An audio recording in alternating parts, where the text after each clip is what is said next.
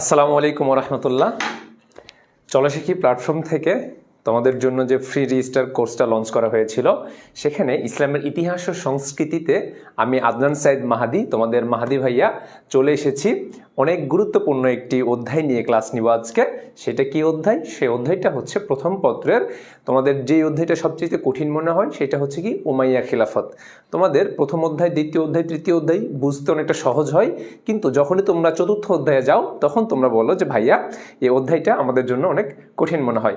তবে সেই জন্যই আজকে আমি করেছি কি তোমাদের জন্য চতুর্থ অধ্যায়টা নিয়ে ক্লাস নেব। এতে করে তোমাদের কি হবে, চতুর্থ অধ্যায়ের সাথে পঞ্চম অধ্যায় রিলেটেড এবং হচ্ছে যে তৃতীয় অধ্যায়টাও রিলেটেড।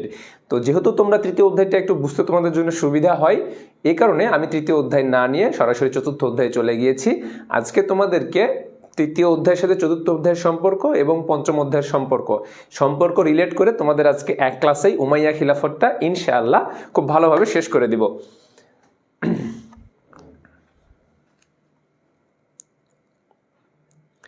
তো তোমরা কারা কারা যুক্ত হয়েছো আমি একটু দেখে নিয়ে ক্লাসে চলে যাব, খুব একটা দেরি করবো না, ঠিক আছে? আচ্ছা, নাসরিন আক্তার, আসালুজ্জামান, নাসিমা আক্তার, সুমি, সাবার, যাই হোক, লাবিব, লিজা ইসলাম, রাবিয়া আক্তার মিম, আচ্ছা, লাইলা মণ্ডল, বৃষ্টি বিলাসী, তারপরে হচ্ছে জুলফা জান্নাত, বাহ চমৎকার নাম, ইসরাত জাহান, তাসনুভা, বুশরা নাজাত, নাসিমা আক্তার, সুমি, নিপামণি, সুমাইয়া ইসরাত, মোসাম্মদ লামিয়া ইসলাম, আঁচল আক্তার, টুসু, বাপরে, তারপরে হচ্ছে সাদমান আহমেদ মাহি। জি ভাইয়া, ওয়ালাইকুম আসসালাম রহমতুল্লাহ। তোমরা সকলেই সালাম দিয়েছো, এই জন্য তোমাদের নামটা আমি একটু পড়ে নিলাম।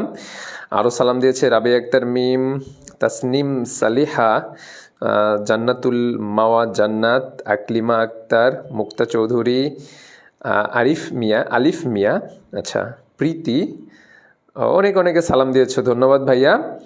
তোমাদের মধ্যে, তোমরা যারা লাইভে এখন আছো, তোমাদের মধ্যে আমাদের FRB 4.0-তে কে যুক্ত আছো, অথবা FRB 4.1 রিস্টার্ট যে বেসটা আমরা যে কোর্সটা আমরা লঞ্চ করেছি, এই কোর্সে তোমরা কে যুক্ত হয়েছো তোমরা একটু আমাকে শুধু জানাই দিবা যে ভাইয়া FRB 4.0-তে যুক্ত আছি কিংবা FRB 4.1-এ আমি এনরোল করেছি, এই বিষয়টা একটু জানাই দাও।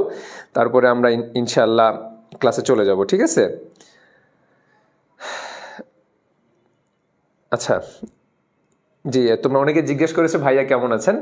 আলহামদুলিল্লাহ অনেক ভালো আছি, যদিও রাত 10টার দিকে আমার ক্লাস, তার মানে হচ্ছে রমজান মাস সারাদিন রোজা রেখে তারপরে তারাবি আদায় করে এসে ক্লাস নেওয়ার ক্ষেত্রে অনেকটা হয়তো ক্লান্তিবোধ আসবে। তবে তোমরা যদি আমাকে সাড়া দাও সেখান থেকে আমার ক্লান্তিবোধ দূর হয়ে যাবে ইনশাল্লাহ। তোমরা যদি তোমাদের যেই প্রেজেন্ট হচ্ছে নাকি স্যার? হ্যাঁ, ফজলে হোসেন রাব্বি, আপনি লাভবাহিক দিয়ে আমাদের সাথে থাকেন। আচ্ছা, এই যে সুরাইয়া বলেছে 4.1-এ ভাইয়া, তার মানে তুমি রেজিস্টার ব্যাচে আমাদের সাথে যুক্ত হয়ে গিয়েছো। আচ্ছা, সাইমন আলম ভাইয়া ঘড়িটা পছন্দ হয়েছে। আচ্ছা ভাইয়া, আচ্ছা, প্রীতি বলছে 0.5-এ ছিলাম, ওকে, সমস্যা নাই। তো মূলত বিষয়টা হচ্ছে যে আমরা তোমাদের যে পরীক্ষার একদম সন্নিকটে চলে এসেছি, HSC যে এক্সাম, বোর্ড এক্সাম, তার পূর্ব মুহূর্তে এসে আমাদের তো একটা প্রস্তুতির প্রয়োজন আছে। বিশেষ করে তোমরা যারা HSC এক্সামটা HSC যে টেস্ট এক্সামটা পাস করে আসছো, বা অনেকে হয়তো এখনও রেজাল্ট দেয় নাই, তোমাদের জন্য সময় কিন্তু একেবারেই লিমিটেড সময়। এই সময়ের মধ্যে তোমাদের যেহেতু ফুল সিলেবাস, পূর্ণ একটা প্রস্তুতি নিতে হবে। সেই পূর্ণ প্রস্তুতি নিতেই চলো শিখি প্ল্যাটফর্ম সবসময় মানবিকের তোমাদের যে সাবজেক্টগুলো রয়েছে সেই সাবজেক্টে তোমাদের সাথে সবসময় আছে, যেটা বেস্ট টিচার প্যানেল মানবিকে প্রোভাইড করে হচ্ছে চলো শিখি প্ল্যাটফর্ম। তারও ধারাবাহিকতায় আমরা তোমাদের এই 26 ব্যাচ কেন্দ্রিক, বিশেষ করে 26 ব্যাচ 27 ব্যাচ, আমরা কিন্তু basic to advance 5.0 course already শেষ করে ফেলেছি। মিশন টেস্ট A+ কোর্সে তোমাদের আমরা টেস্ট কেন্দ্রিক একটা ফ্রি কোর্স লঞ্চ করেছিলাম, সেটাও শেষ করে ফেলেছি। ওয়ান শট MCQ ব্যাচ, সেটাও আমরা খুব সাফল্যের সাথে শেষ করেছি। অতঃপর আমরা FRB 4.0-ও প্রায় অর্ধেকের মতন আমরা শেষ করে ফেলেছি। তো তোমরা যারা এখনও এই 4.0-তে এনরোল করতে পারো নাই, তোমাদের জন্যই আমরা একটা সুযোগ রেখেছি, নতুন একটি কোর্স, সেটা হচ্ছে 4.1। সেই কোর্সের নাম দিয়েছি আমরা রিস্টার্ট, অর্থাৎ পুনরায় নতুন করে আমরা শুরু করতে চাই, যাতে করে তোমরা যারা এখনও তোমাদের এই প্রস্তুতিটা নিতে পারো নাই বা পরীক্ষা সম্পর্কে তোমাদের মধ্যে যে একটা ভীত রয়েছে বা ভয় কাজ করছে যে আমাদের তো পরীক্ষা সন্নিকটে চলে আসছে, তো সেই জায়গা থেকে তোমাদের গুরুত্বপূর্ণ এবং হচ্ছে দিক নির্দেশনামূলক মেন্টরশিপ এবং সার্বিক তত্ত্বাবধানে চলশিক্ষা প্ল্যাটফর্ম তোমাদের জন্য রেজিস্টার কোর্স লঞ্চ করেছে।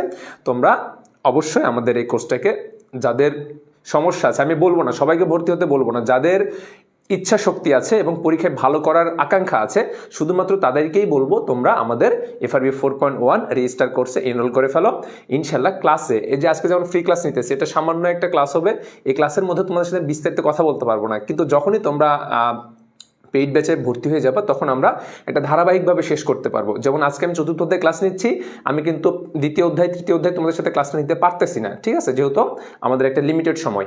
তো সেই জায়গা থেকে তোমরা যদি পেইড ব্যাচে আসো তাহলে দেখবা যে ধারাবাহিকভাবে আমার ইসলামের ইতিহাস ও সংস্কৃতি প্রত্যেকটা অধ্যায়ের সাথে জড়িত, যেহেতু হিস্ট্রি বেস সাবজেক্ট, প্রত্যেকটা অধ্যায়ের সাথে জড়িত, সেহেতু তোমাদেরকে বলবো ভাইয়া তোমরা ভর্তি হয়ে যাও। ইনশাল্লাহ তোমাদের সাথে FRB 4.1 রেজিস্টার কোর্সে খুব ভালোভাবে ইনশাল্লাহ ক্লাস হবে। আচ্ছা, নিলয় দেবনাথ, হ্যাঁ ইউটিউবে পাবা ইনশাল্লাহ। সুমাইয়া লাভবাইক বলেছ, আচ্ছা আচ্ছা, ওকে, তাহলে ভাইয়া আমরা চলে যাই, চলো ক্লাসে চলে যাব। আমাদের অনেকেই চলে এসেছো, তোমরা এত গভীর রাত্রিতেও তোমরা আমাদের সাথে ক্লাসে যুক্ত হয়েছো, এই জন্য তোমাদেরকে সাধুবাদ জানাই। আমি এতেই আশাবাদী যে তোমরা আসলেই তোমাদের পরীক্ষা নিয়ে তোমরা সিরিয়াস, ঠিক আছে, এই সিরিয়াসনেসটাকে তোমরা শক্তিতে রূপান্তর করে তোমাদের প্রিপারেশনটা ফুললি প্রিপেয়ার্ড হয়ে যাবা। আচ্ছা ভাইয়া, তাহলে মেহেদি হাসান, ওয়ালাইকুম আসসালাম। আচ্ছা, আব্দুর রাজ্জাক, সুনাইরা, ওকে, ওয়ালাইকুম আসসালাম। মানসুরা ইসলাম, হ্যাঁ আমি এখনই শুরু করে দিব ভাইয়া। হ্যাঁ, তাহলে দেখো আজকে আমাদের ক্লাসের টপিকটা কি, আমাদের ক্লাসের টপিক হচ্ছে চতুর্থ অধ্যায়, ইসলামের ইতিহাস ও সংস্কৃতির প্রথম পত্র, চতুর্থ অধ্যায়। অধ্যায়ের নাম কি? উমাইয়া খিলাফত। আমরা প্রথম পত্রে কি দেখেছি? জাজিরাতুল আরব বা আরব উপদ্বীপের ভৌগোলিক বৈশিষ্ট্য। তারপরে আমরা কি দেখেছি?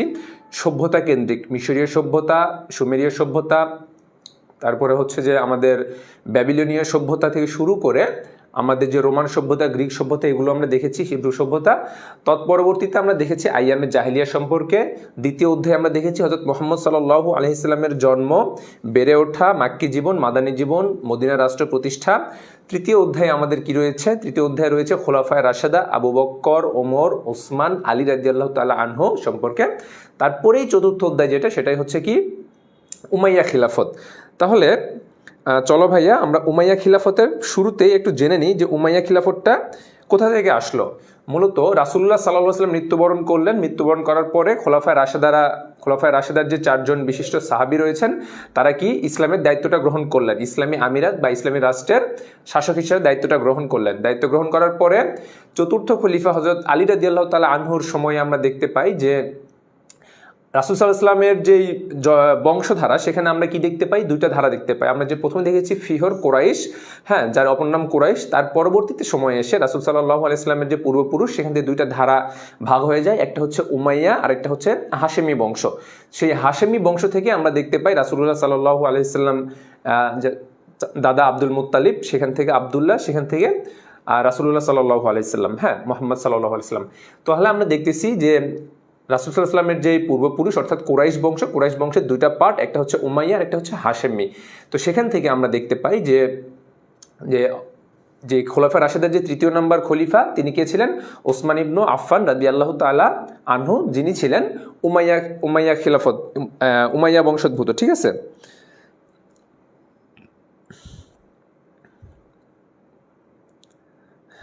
আচ্ছা আচ্ছা, ওকে।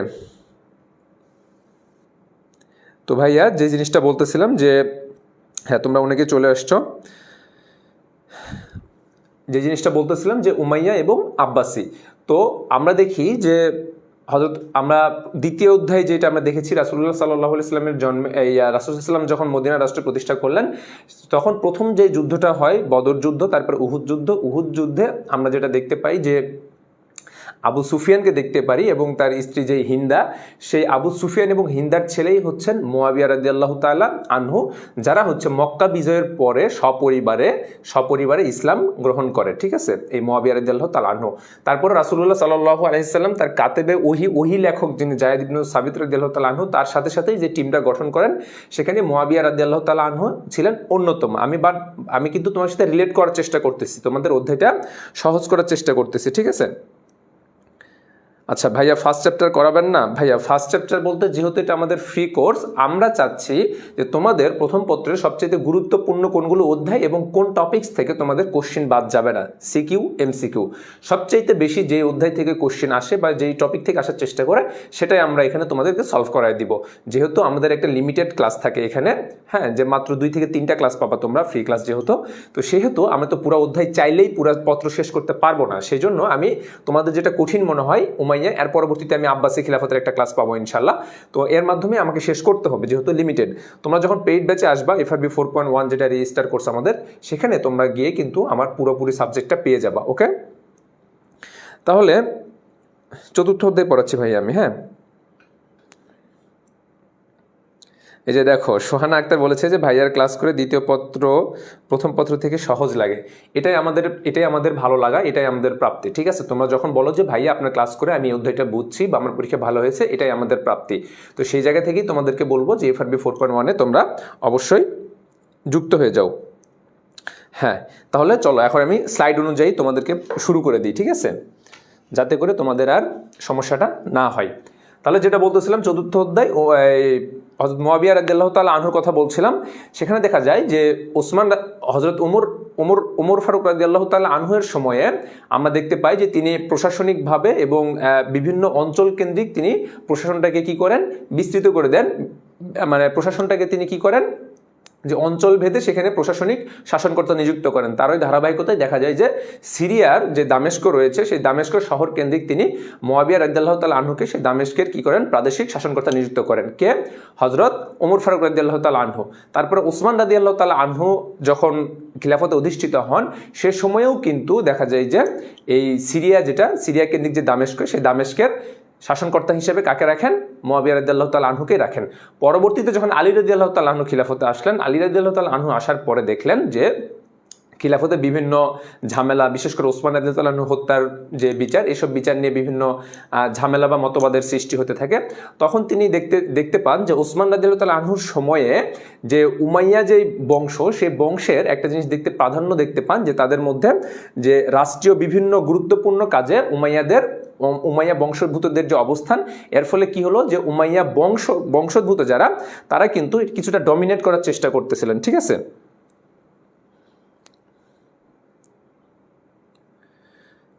আচ্ছা,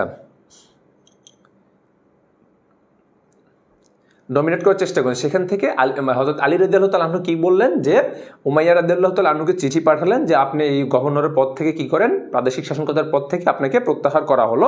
কিন্তু আমরা দেখতে পাই অন্যান্য যে প্রাদেশিক শাসনকর্তারা ছিলেন, তারা মানে পদত্যাগ করলেও আমরা দেখতে পাই যে মুয়াবিয়া রাদিয়াল্লাহু তাআলা আনহু সেখান থেকে পদত্যাগ করেন না। তার পরবর্তীতে আমরা সিফিনের যুদ্ধ দেখতে পাই।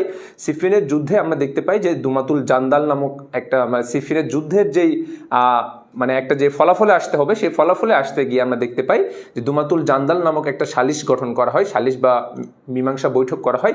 সেই মীমাংসা বৈঠকে চাতুরতার সাথে আমরা দেখতে পাই যে সেখানে মুয়াবিয়া রাদিয়াল্লাহু তাআলা আনহুকে খলিফা হিসেবে ঘোষণা দেওয়া হয়। যদিও সময় পাচ্ছি না, সময় পাইলে বিস্তারিত কাহিনীটা তোমাদেরকে বললাম। তো সেখান থেকে আমরা দেখতে পাই যে আলী রাদিয়াল্লাহু তাআলা আনহুর ওফাত, যেটা আমরা দেখতে পাই যে 661 হিজরিতে, তো 661 খ্রিস্টাব্দে, সেই 661 খ্রিস্টাব্দে আলী রাদিয়াল্লাহু তাআলা আনহুর ওফাত, এবং সেখান থেকেই আমরা দেখতে পাই যে মুয়াবিয়া রাদিয়াল্লাহু তাআলা আনহু কেন্দ্রিক উমাইয়া খিলাফতের প্রতিষ্ঠাতা শুরু হয় বা উমাইয়া খিলাফতের যাত্রাটা শুরু হয়। আশা করি তোমরা এ পর্যন্ত বুঝেছো। বাদ বাকিটা আমি তোমাদেরকে স্লাইড অনুযায়ী বুঝাই দিচ্ছি। ঠিক আছে, ওকে। কারো কোনো সমস্যা থাকলে তোমরা সমস্যার কথা বলবা যে এই অধ্যায়ে এটা আমার সমস্যা আছে। তাহলে দেখো, আমরা পড়তেছিলাম কি, উমাইয়া খিলাফত। উমাইয়া খিলাফতে আমরা কয়েকটা শাসকের নাম পাবো। উমাইয়া খিলাফতের প্রতিষ্ঠাতা হচ্ছেন হযরত মুয়াবিয়া রাদিয়াল্লাহু তাআলা আনহু, যার পিতা ছিলেন কি আবু সুফিয়ান, মাতা ছিল হিন্দা। এটা হচ্ছে সেই হিন্দা যিনি হচ্ছেন যে রাসূলুল্লাহ সাল্লাল্লাহু আলাইহি ওয়াসাল্লামের চাচা যে হামজা, সে হামজার কলিজা চিবিয়েছিলেন। সেটা আমরা কোথায় দেখতে পাই, যে উহুদের যুদ্ধে আমরা দেখতে পাই, ঠিক আছে। তো সেখান থেকে তারা মক্কা বিজয়ের পরে ইসলাম সপরিবারে ইসলাম গ্রহণ করেন এই মুয়াবিয়া রাদিয়াল্লাহু তাআলা আনহু। তো সেখান থেকে আমরা দেখতে পাই যে উমাইয়া খিলাফতটার প্রতিষ্ঠা হয় কার মাধ্যমে, হযরত মুয়াবিয়া রাদিয়াল্লাহু তাআলা আনহুর মাধ্যমে। এই খলিফা মুয়াবিয়া রাদিয়াল্লাহু তাআলা আনহু সম্পর্কে আমাদের অবশ্যই জানতে হবে এই চতুর্থ অধ্যায় উমাইয়া খিলাফতে। তারপরে হচ্ছে যে ইয়াজিদ এবং ইমাম হুসাইন। ইয়াজিদ হচ্ছে মুয়াবিয়ার সন্তান হচ্ছে ইয়াজিদ, আর ইমাম হুসাইনকে হযরত আলী রাদিয়াল্লাহু তাআলা আনহুর সন্তান ইমাম হাসান এবং হুসাইন, যারা রাসূলুল্লাহ সাল্লাল্লাহু আলাইহি ওয়াসাল্লামের নাতি, ঠিক আছে। তারপরে আমরা দেখতে পাই যে যাকে পাবো খলিফা আব্দুল মালিক, যাকে রাজেন্দ্র বলা হয়, রাজাদের রাজা বলা হয়ে থাকে, মালিক ইবনু মারওয়ান। তারপরে আমরা দেখতে পাবো খলিফা ওয়ালিদ বিন আব্দুল মালিক, মানে আব্দুল মালিকের প্রথম যিনি সন্তান সেটা হচ্ছে খলিফা আব্দুল ওয়ালিদ। তারপরে যেটা আমাদের জন্য গুরুত্বপূর্ণ সেটা হচ্ছে কি খলিফা ওমর বিন আব্দুল আজিজ। এখানে খলিফা হয়ে গেছে, মনে হবে খলিফা, হ্যাঁ, খলিফা ওমর বিন আব্দুল আজিজ। এই যে আমরা 5 জনের নাম পাচ্ছি, এই 5 জনের বাইরে পঞ্চম অধ্যায় থেকে কোনো সিকিউ আসবে না, পঞ্চম অধ্যায় থেকে কোনো সিকিউ আসবে না। তবে এখানকার মধ্যে সবচাইতে বেশি গুরুত্বপূর্ণ তোমাদেরকে বলে রাখি, সেটা হচ্ছে খলিফা আব্দুল মালিক ইবনু মারওয়ান, ঠিক আছে। কারণ হচ্ছে ইনাকে বলা হয়ে থাকে রাজাদের রাজা, রাজাদের পিতা বলা হয়ে থাকে, রাজাদের পিতা বলা হয়ে থাকে। এবং যে রাজস্ব সংস্কার, মানে রাষ্ট্র কাঠামোর যে অবকাঠামোগত সংস্কার এবং বিভিন্ন দিক থেকে তিনি সংস্কার এনেছিলেন, এ কারণে এই তার সংস্কারগুলোর জন্য আব্দুল মালিক অনেক গুরুত্বপূর্ণ। তারপরে যেটা আমাদের জন্য অনেক গুরুত্বপূর্ণ সেটা হচ্ছে খলিফা ওমর বিন আব্দুল আজিজ। কারণ হচ্ছে এই খলিফা ওমর বিন আব্দুল আজিজকে বলা হয়ে থাকে ইসলামের 5ম খলিফা এবং উমাইয়ার সাধু পুরুষ বলা হয়ে থাকে। তো এই ওমর বিন আব্দুল আজিজ তার ধার্মিকতার কারণে এবং খিলাফতের যে মূল স্পিরিট, এই স্পিরিটটা ধারণ করার কারণে আমরা দেখি এই অধ্যায় সবচেয়ে বেশি গুরুত্বপূর্ণ হচ্ছে খলিফা আব্দুল মালিক ইবনু মারওয়ান, আর আরেকটা হচ্ছেন খলিফা ওমর ইবনু আব্দুল আজিজ। তারপরে অবশ্যই গুরুত্বপূর্ণ হচ্ছে খলিফা ওয়ালিদ ইবনু আব্দুল মালিক। কারণ উমাইয়া যে শাসনামল, প্রায় 100 বছর একটা শাসনামল, এই শাসনামলের স্বর্ণযুগ বলা হয়ে থাকে খলিফা ওয়ালিদ ইবনু আব্দুল মালিকের শাসনামলকে। কারণ এই শাসনামলে ইসলাম আমরা এশিয়া থেকে কোথায় দেখতে পাই, এশিয়া থেকে ইউরোপ, স্পেন, এশিয়া থেকে আমরা দেখতে পাই যে এশিয়া থেকে হচ্ছে আফ্রিকা এবং হচ্ছে ইউরোপ, এবং তৎপরবর্তীতে আমরা দেখতে পাই যে সেম টাইমে আমরা ভারত উপমহাদেশে ইসলামের বিস্তৃতিটা ঘটে থাকে, ঠিক আছে।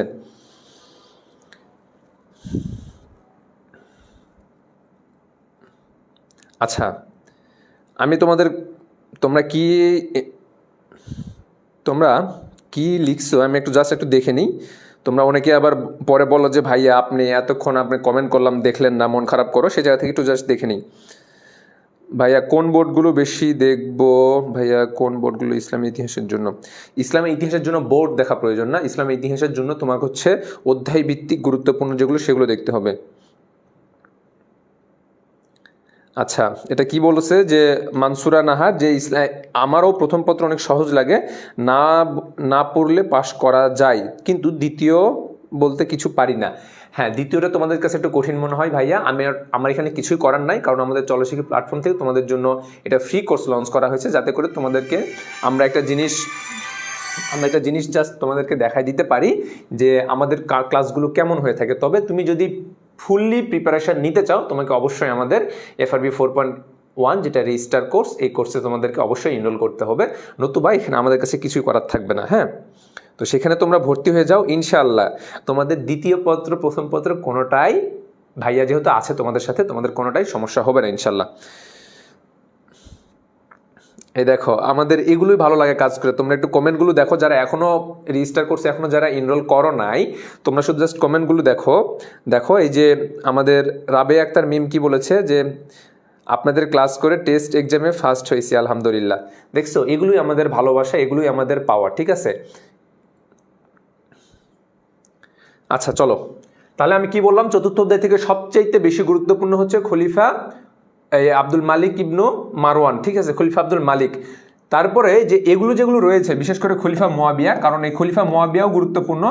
এর পিছনে কারণ হচ্ছে খলিফা মুয়াবিয়া সর্বপ্রথম ইসলামী গণতন্ত্র থেকে বাদ দিয়ে তিনি হচ্ছেন প্রচলিত যে গণতন্ত্র বা রাজতান্ত্রিক যে পরিবারতান্ত্রিক যে শাসন ব্যবস্থা সেখানে তিনি প্রবেশ করেন। ঠিক আছে, ইসলামের যে খিলাফতি ধারা সেই খিলাফতি ধারাকে ব্রেক করে তিনি পরিবারতন্ত্রের সূচনা করেন। এই কারণে খলিফা মুয়াবিয়া রাদিয়াল্লাহু তাআলা আনহুর শাসনকালটা অনেকটা গুরুত্বপূর্ণ। তারপরে হচ্ছে আমরা যেটা ইসলামের যে মর্মান্তিক হৃদয় বিদারক যে কাহিনীটা আমরা দেখতে পারি যে ইমাম হুসাইন রাদিয়াল্লাহু তাআলা আনহু ইয়াজিদ ইবনু মুয়াবিয়া রাদিয়াল্লাহু তাআলা আনহু কর্তৃক যেই মর্মান্তিক যেই শাহাদতের ঘটনা কারবালার প্রান্তর, এই কারবালার প্রান্তর থেকেও কিন্তু কোশ্চিন হয়ে থাকে। তো সুতরাং তোমাদেরকে বলবো যে এই 5টার বাইরে তোমাদেরকে কিছুই পড়তে হবে না, এর বাইরে তোমরা সিকিউ কোনোভাবেই আসবে না। ঠিক আছে, তাহলে চলো আর দেরি না করি। দেখো, উমাইয়া শাসনের প্রতিষ্ঠাতা, এটা জাস্ট আমি রিডিং পড়বো, আমি সময় নেব না বেশি। দেখো, খোলাফায়ে রাশিদিনের বিলুপ্তির পর 661 খ্রিস্টাব্দে আমরা কি দেখতে পাই? 661 খ্রিস্টাব্দে মুয়াবিয়া রাদিয়াল্লাহু তাআলা আনহু সিরিয়ায় যে উমাইয়া খিলাফত প্রতিষ্ঠা করেন তা 750 খ্রিস্টাব্দ পর্যন্ত স্থায়ী ছিল। ঠিক আছে, 750 খ্রিস্টাব্দ পর্যন্ত স্থায়ী, কারণ এই চতুর্থ অধ্যায় উমাইয়া খিলাফতের পরে আমরা দেখতে পারি কি আব্বাসীয় খিলাফতটা প্রতিষ্ঠা হয় কত সালে? এই 750 খ্রিস্টাব্দে। তাহলে 661 থেকে 750 প্রায় আমরা 90 বছরের একটা শাসনামল দেখতে পারি। ঠিক আছে, তাহলে এটা কোথায়? মুয়াবিয়া রাদিয়াল্লাহু, আমরা দেখি ইসলামের যে রাসূল সাল্লাল্লাহু আলাইহি ওয়াসাল্লাম যে ইসলামের রাষ্ট্র প্রতিষ্ঠা করেছেন সেটা কোথায়? মদিনায়। ঠিক আছে, মদিনায়। তারপরে আবু বকর রাদিয়াল্লাহু তাআলা আনহু, ওমর, ওসমান, এই 3জন খলিফার ইসলামের শাসনকর্তা যে মানে তারা যে ইসলামের রাষ্ট্রের শাসনকর্তা ছিলেন তার রাজধানী কোথায় ছিল? মদিনা কেন্দ্রিক। তারপরে যখন দেখলাম যে আলী রাদিয়াল্লাহু তাআলা আনহু শাসন কার্যে আসলেন, খলিফা হিসেবে আসলেন, তিনি দেখলেন যে হযরত হচ্ছে ওসমান রাদিয়াল্লাহু তাআলা আনহুর মৃত্যু নিয়ে অনেক একটা ঝামেলা শুরু হচ্ছিল মদিনা কেন্দ্রিক। তখন তিনি এই রাজধানীটাকে মদিনা থেকে কুফায় স্থানান্তর করলেন। আর কুফায় স্থানান্তর করার পরবর্তীতে যখন এই যে সিফিনের যুদ্ধের পরে যে দুমাতুল জান্দালের সালিশে যেই মানে যার ফলে আমরা দেখতে পাই যে মুয়াবিয়া রাদিয়াল্লাহু তাআলা আনহু যেই উমাইয়া খিলাফতটা প্রতিষ্ঠা করলেন, তিনি যেহেতু সিরিয়ার শাসনকর্তা ছিলেন, এই কারণে তিনি কুফা থেকে রাজধানী স্থানান্তর করে কোথায় নিয়ে গেলেন? সিরিয়ায়। এই জন্য তোমাদেরকে বারবার আমি কিন্তু রিলেট করতেছি। ঠিক আছে, একটার পর একটা সম্পর্কযুক্ত করতেছি, এটা কিন্তু মাথায় রাখবা তোমরা। রিলেট না করলে এটার পর কোনটা মানে কার পর কে রাজধানী কোথায় স্থানান্তর করছে এটা যদি তোমাদের না জানো তাহলে কিন্তু ভাইয়া তোমাদের এটা মনে থাকবে না। ইসলামের ইতিহাসের সংস্কৃতি পড়তে গেলে অবশ্যই প্রথম অধ্যায়ের সাথে দ্বিতীয় অধ্যায় রিলেটেড, দ্বিতীয় অধ্যায়ের সাথে তৃতীয় অধ্যায় রিলেটেড, এই কারণে তোমাদের রিলেট করে করে পড়তে হবে। আর যেটা তোমরা তোমাদের মাহদি ভাইয়ের কাছে পেয়ে যাবা ইনশাল্লাহ। তাহলে স্থায়ী ছিল, অর্থাৎ আমরা দেখতে পাই যে আব্বাসী আমলের আগ পর্যন্ত, আর আব্বাসী আমল যেহেতু 750 খ্রিস্টাব্দে প্রতিষ্ঠিত হয়েছিল এই কারণে 750 পর্যন্ত প্রতিষ্ঠিত ছিল। আচ্ছা, এ বংশের মোট খলিফা ছিল কতজন? 14 জন। মোট খলিফা ছিল 14 জন। তার মধ্যে আমাদের পড়তে হবে কয়জন? মাত্র 5 জন আমাদেরকে খুব ভালোভাবে পড়তে হবে। ঠিক আছে, সবগুলোই আমরা একটু করে দেখব, তবে আমাদের 5 জন খুব ভালোভাবে পড়তে হবে। তারপর আসো, এরা ক্ষমতা লাভের পর শাসননীতি এবং রাষ্ট্রের আদর্শের মধ্যে মৌলিক পরিবর্তন ঘটে।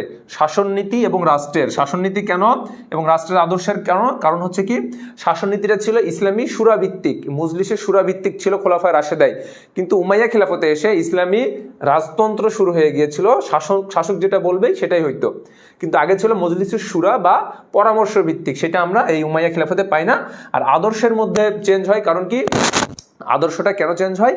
সেখানে ছিল যে মূল স্পিরিটটাই ছিল ইসলাম যেটা বলে, যেভাবে বলে সেইভাবেই আদল বা ন্যায় বা ইনসাফ প্রতিষ্ঠাতা হতো। কিন্তু এখানে যেহেতু পরিবারতন্ত্রের প্রচলন ছিল, এই কারণে এই যে আদর্শ, যেটা ইসলামী আদর্শ, এটা কিছুটা ব্যত্যয় ঘটেছিল। তারপর দেখো, উমাইয়া খিলাফতে ইসলামী গণতন্ত্রের অবসান ঘটিয়ে রাজতন্ত্রের বা পরিবারতন্ত্রের সূচনা করা হয়। এটা তোমরা তো বুঝতেই পারবা। তোমরা কোনটা বুঝতেছো না সেটা আমাকে বলবা। তারপরে চলো, যে উমাইয়া শাসন প্রতিষ্ঠার ফলে মজলিসুস শুরা বিলুপ্ত হয়ে যায়। আমরা জাস্ট রিডিং পড়তেছি, যেগুলো গুরুত্বপূর্ণ সেগুলো আমরা পড়তেছি। ঠিক আছে, তারপরে কি, যে খলিফা পদের প্রতি জনগণের যে ধর্মীয় আবেগ ছিল তা শুধুমাত্র রাষ্ট্রপ্রধানের মর্যাদায় নেমে আসে। আগে যেটা ছিল, যিনি হচ্ছেন খলিফা হিসেবে নিযুক্ত ছিলেন তার প্রতি একটা ধর্মীয় আবেগ ছিল, বিশেষ করে আবু বকর, ওমর, ওসমান, আলী রাদিয়াল্লাহু তাআলা আনহুর প্রতি। কিন্তু মুয়াবিয়া রাদিয়াল্লাহু তাআলা আনহু যেহেতু মানে শাসনতান্ত্রিক, তিনি যে একটা গণতান্ত্রিক প্রতিষ্ঠা করতে চেয়েছিলেন, বিশেষ করে হচ্ছে যে ইসলামী খিলাফত ধারা থেকে বের হয়ে এসে, এ কারণে তার প্রতি ধর্মীয় আবেগটা ছিল না। তারপর কি, বাইতুল মাল রাজ পরিবারের ব্যক্তিগত সম্পদে পরিণত হয়। বাইতুল মাল কি ছিল? বাইতুল মাল হচ্ছে ইসলামী রাষ্ট্রের কোষাগার। ইসলামী রাষ্ট্রের কোষাগার মানে যেখানে অর্থ, যেখানে কি অর্থ সঞ্চিত থাকতো। ইসলামী রাষ্ট্রের সকল ব্যয়ভার বহন করা হতো কোথা থেকে? বাইতুল মাল থেকে। সেই বাইতুল মাল, যেহেতু এটা ইসলামী গণতান্ত্রিক প্রক্রিয়া, যেটা খিলাফত না, এই কারণে এই বাইতুল মালটা কি ছিল ভাইয়া? এটা ব্যক্তিগত মানে সম্পদে পরিণত হয়ে যায়। তারপরে এখন আসো খলিফা মুয়াবিয়া রাদিয়াল্লাহু তাআলা আনহু সম্পর্কে আমরা এখন জানবো। আচ্ছা, খলিফা মুয়াবিয়া এটা বিষয় না। তারপরে এখন আসো, তিনি প্রায় 19 থেকে 20 বছরের মতন তার একটা সময় পেয়েছিলেন, হ্যাঁ, তার শাসন কার্যে। তো মুয়াবিয়া রাদিয়াল্লাহু তাআলা আনহু পর্যন্ত কোনো ঝামেলাই ছিল না। তো তার সম্পর্কে একটু জাস্ট জেনে নিই। তিনি কোথায়? কুরাইশ বংশে জন্মগ্রহণ করেন। কুরাইশের উমাইয়া গোত্রে জন্মগ্রহণ করেন। বংশ কুরাইশ হলেও গোত্রটা কি? উমাইয়া। তাহলে পার্ট ছিল কয়টা? একটা হাশেমি, একটা উমাইয়া। তো সেই উমাইয়া পার্টে তিনি জন্মগ্রহণ করেন। দেখো, পিতার নাম হচ্ছে আবু সুফিয়ান, যেটা একটু আগে তোমাদেরকে বলেছি। মাতার নাম হিন্দা। তারপর আসো 630 খ্রিস্টাব্দে মক্কা বিজয়ের পর মুয়াবিয়া রাদিয়াল্লাহু তাআলা আনহু তার পিতা আবু সুফিয়ান সহ ইসলাম গ্রহণ করেন। ঠিক আছে, তাহলে কে? মুয়াবিয়া রাদিয়াল্লাহু আনহু পিতা সহ ইসলাম গ্রহণ করেন। তারপর আসো, উমাইয়া বংশের প্রতিষ্ঠাতা ছিলেন মুয়াবিয়া। উমাইয়া বংশের প্রতিষ্ঠাতা মুয়াবিয়া। আমি জাস্ট হচ্ছে এগুলো সহজ বিষয়ের জন্য তোমাদেরকে এক নজরে বলে দিচ্ছি। তিনি সর্বপ্রথম মুসলিম রাষ্ট্রের ডাক বিভাগ চালু করেন। ঠিক আছে, ডাক বিভাগ চালু করেন, বাড়ির যেটাকে বলা হয়ে থাকে। তারপর কি, তিনি প্রথম মানে শক্তিশালী নৌবহর গঠন করেছিলেন। তাহলে মুয়াবিয়া রাদিয়াল্লাহু তাআলা আনহু যখন খিলাফত সম্পর্কে আমরা পড়তে যাব, তখন মেবি কালকে এক্সাম আছে, হ্যাঁ, ওকে। রূপা, আচ্ছা, ওয়ালাইকুম আসসালাম ভাইয়া, লেট হয়ে গেছে। আচ্ছা, সাইমা ইসলাম, ওকে। লামিয়া জুই, ক্লাস শেষ হয়ে গেছিলো? কই, ক্লাস তো শেষ হয় নাই ভাইয়া, ক্লাস শেষ হয় নাই। আচ্ছা, কি শিমু আক্তার বলেছো যে তুমি FRB 4.1 এনরোল করছো, বাট কোনো কনফার্মেশন আসে নাই। আচ্ছা ভাইয়া, তুমি আমাদের পেজে একটু নক দিবা, ইনশাল্লাহ কনফার্মেশন না যাওয়ার তো কোনো কারণ নাই।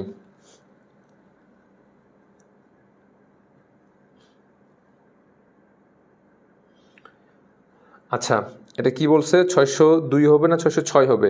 এটা 602 হবে, হ্যাঁ, 602, মেবি 602 হবে এটা, হ্যাঁ, আমার এখানে লিখতে হয়তো ভুল হয়েছে। আচ্ছা, তারপরে চলো, খলিফা মুয়াবিয়া রাদিয়াল্লাহু তাআলা আনহু, যেটা আমরা আগে স্লাইডে দেখে নিয়েছি। আচ্ছা, মুয়াবিয়া রাদিয়াল্লাহু তাআলা আনহু রাজনৈতিক যে জীবন, তোমাদের প্রথমে আমি বলে দিয়েছি, সেটা ওমর রাদিয়াল্লাহু তাআলা আনহুর সময় তিনি সিরিয়ার শাসনকর্তা হিসেবে নিযুক্ত হন। তারপরে কি 638 খ্রিস্টাব্দে তাকে দামেস্কের প্রশাসক নিযুক্ত করা হয়। ঠিক আছে, তো আলী রাদিয়াল্লাহু তাআলা আনহুর মৃত্যুর পর ইমাম হাসান কুফার খলিফা নির্বাচিত হন। আচ্ছা, আরেকটা বিষয় তোমাদেরকে বলে রাখি, যে খিলাফতের যে আমরা প্রথম যেই 4 জন খলিফা দেখি, আবু বকর, ওমর, ওসমান, আলী, এর পরবর্তীতে আমরা খিলাফতে কিন্তু 6 মাসের একটা সময় দেখতে পাই। সেটা আমরা দেখতে পাই যে হাসান রাদিয়াল্লাহু তাআলা আনহু কেন্দ্রিক, অর্থাৎ আলী রাদিয়াল্লাহু তাআলা আনহুর যে জ্যেষ্ঠ পুত্র হাসান রাদিয়াল্লাহু তাআলা আনহু, হাসান রাদিয়াল্লাহু তাআলা আনহু খিলাফতের কিন্তু অস্থায়ী দায়িত্বে ছিলেন। তো তার পরবর্তীতে সম্পর্কে আমরা দেখতে পারি যে মুয়াবিয়া রাদিয়াল্লাহু তাআলা আনহু যখন প্রেশার ক্রিয়েট করতে থাকলেন, তখন হাসান রাদিয়াল্লাহু তাআলা আনহু মুয়াবিয়া রাদিয়াল্লাহু তাআলা আনহুর সাথে একটা সন্ধি চুক্তি করলেন, যে ঠিক আছে, আপনি এই খিলাফতের দায়িত্ব নেবেন, কিন্তু শর্ত হচ্ছে যে আপনার পরবর্তী, অর্থাৎ মুয়াবিয়া আপনি মৃত্যুবরণ করলে আপনার পরবর্তী শাসনকর্তা হিসেবে নিযুক্ত হবে কে? আলী রাদিয়াল্লাহু তাআলা আনহুর ছোট ছেলে ইমাম হুসাইন রাদিয়াল্লাহু তাআলা আনহু। এই চুক্তিতে, এই সন্ধিতে হযরত হাসান রাদিয়াল্লাহু তাআলা আনহু খিলাফতের দায়িত্বটা কাকে দেন? মুয়াবিয়া রাদিয়াল্লাহু তাআলা আনহুকে দেন। এই জিনিসটা একটু মাথায় রাখবা। এটার ফলে আমরা দেখতে পাই কি দেখতে পাই পরবর্তীতে, এটার কারণেই মূলত এই যে আমাদের যে রক্তক্ষয়ী যে যুদ্ধটা হয়, মর্মান্তিক হৃদয় বিদারক কারবালার যে ঘটনাটা, এটা কিন্তু এই সন্ধি ভঙ্গের কারণে কিন্তু এটা হয়ে থাকে।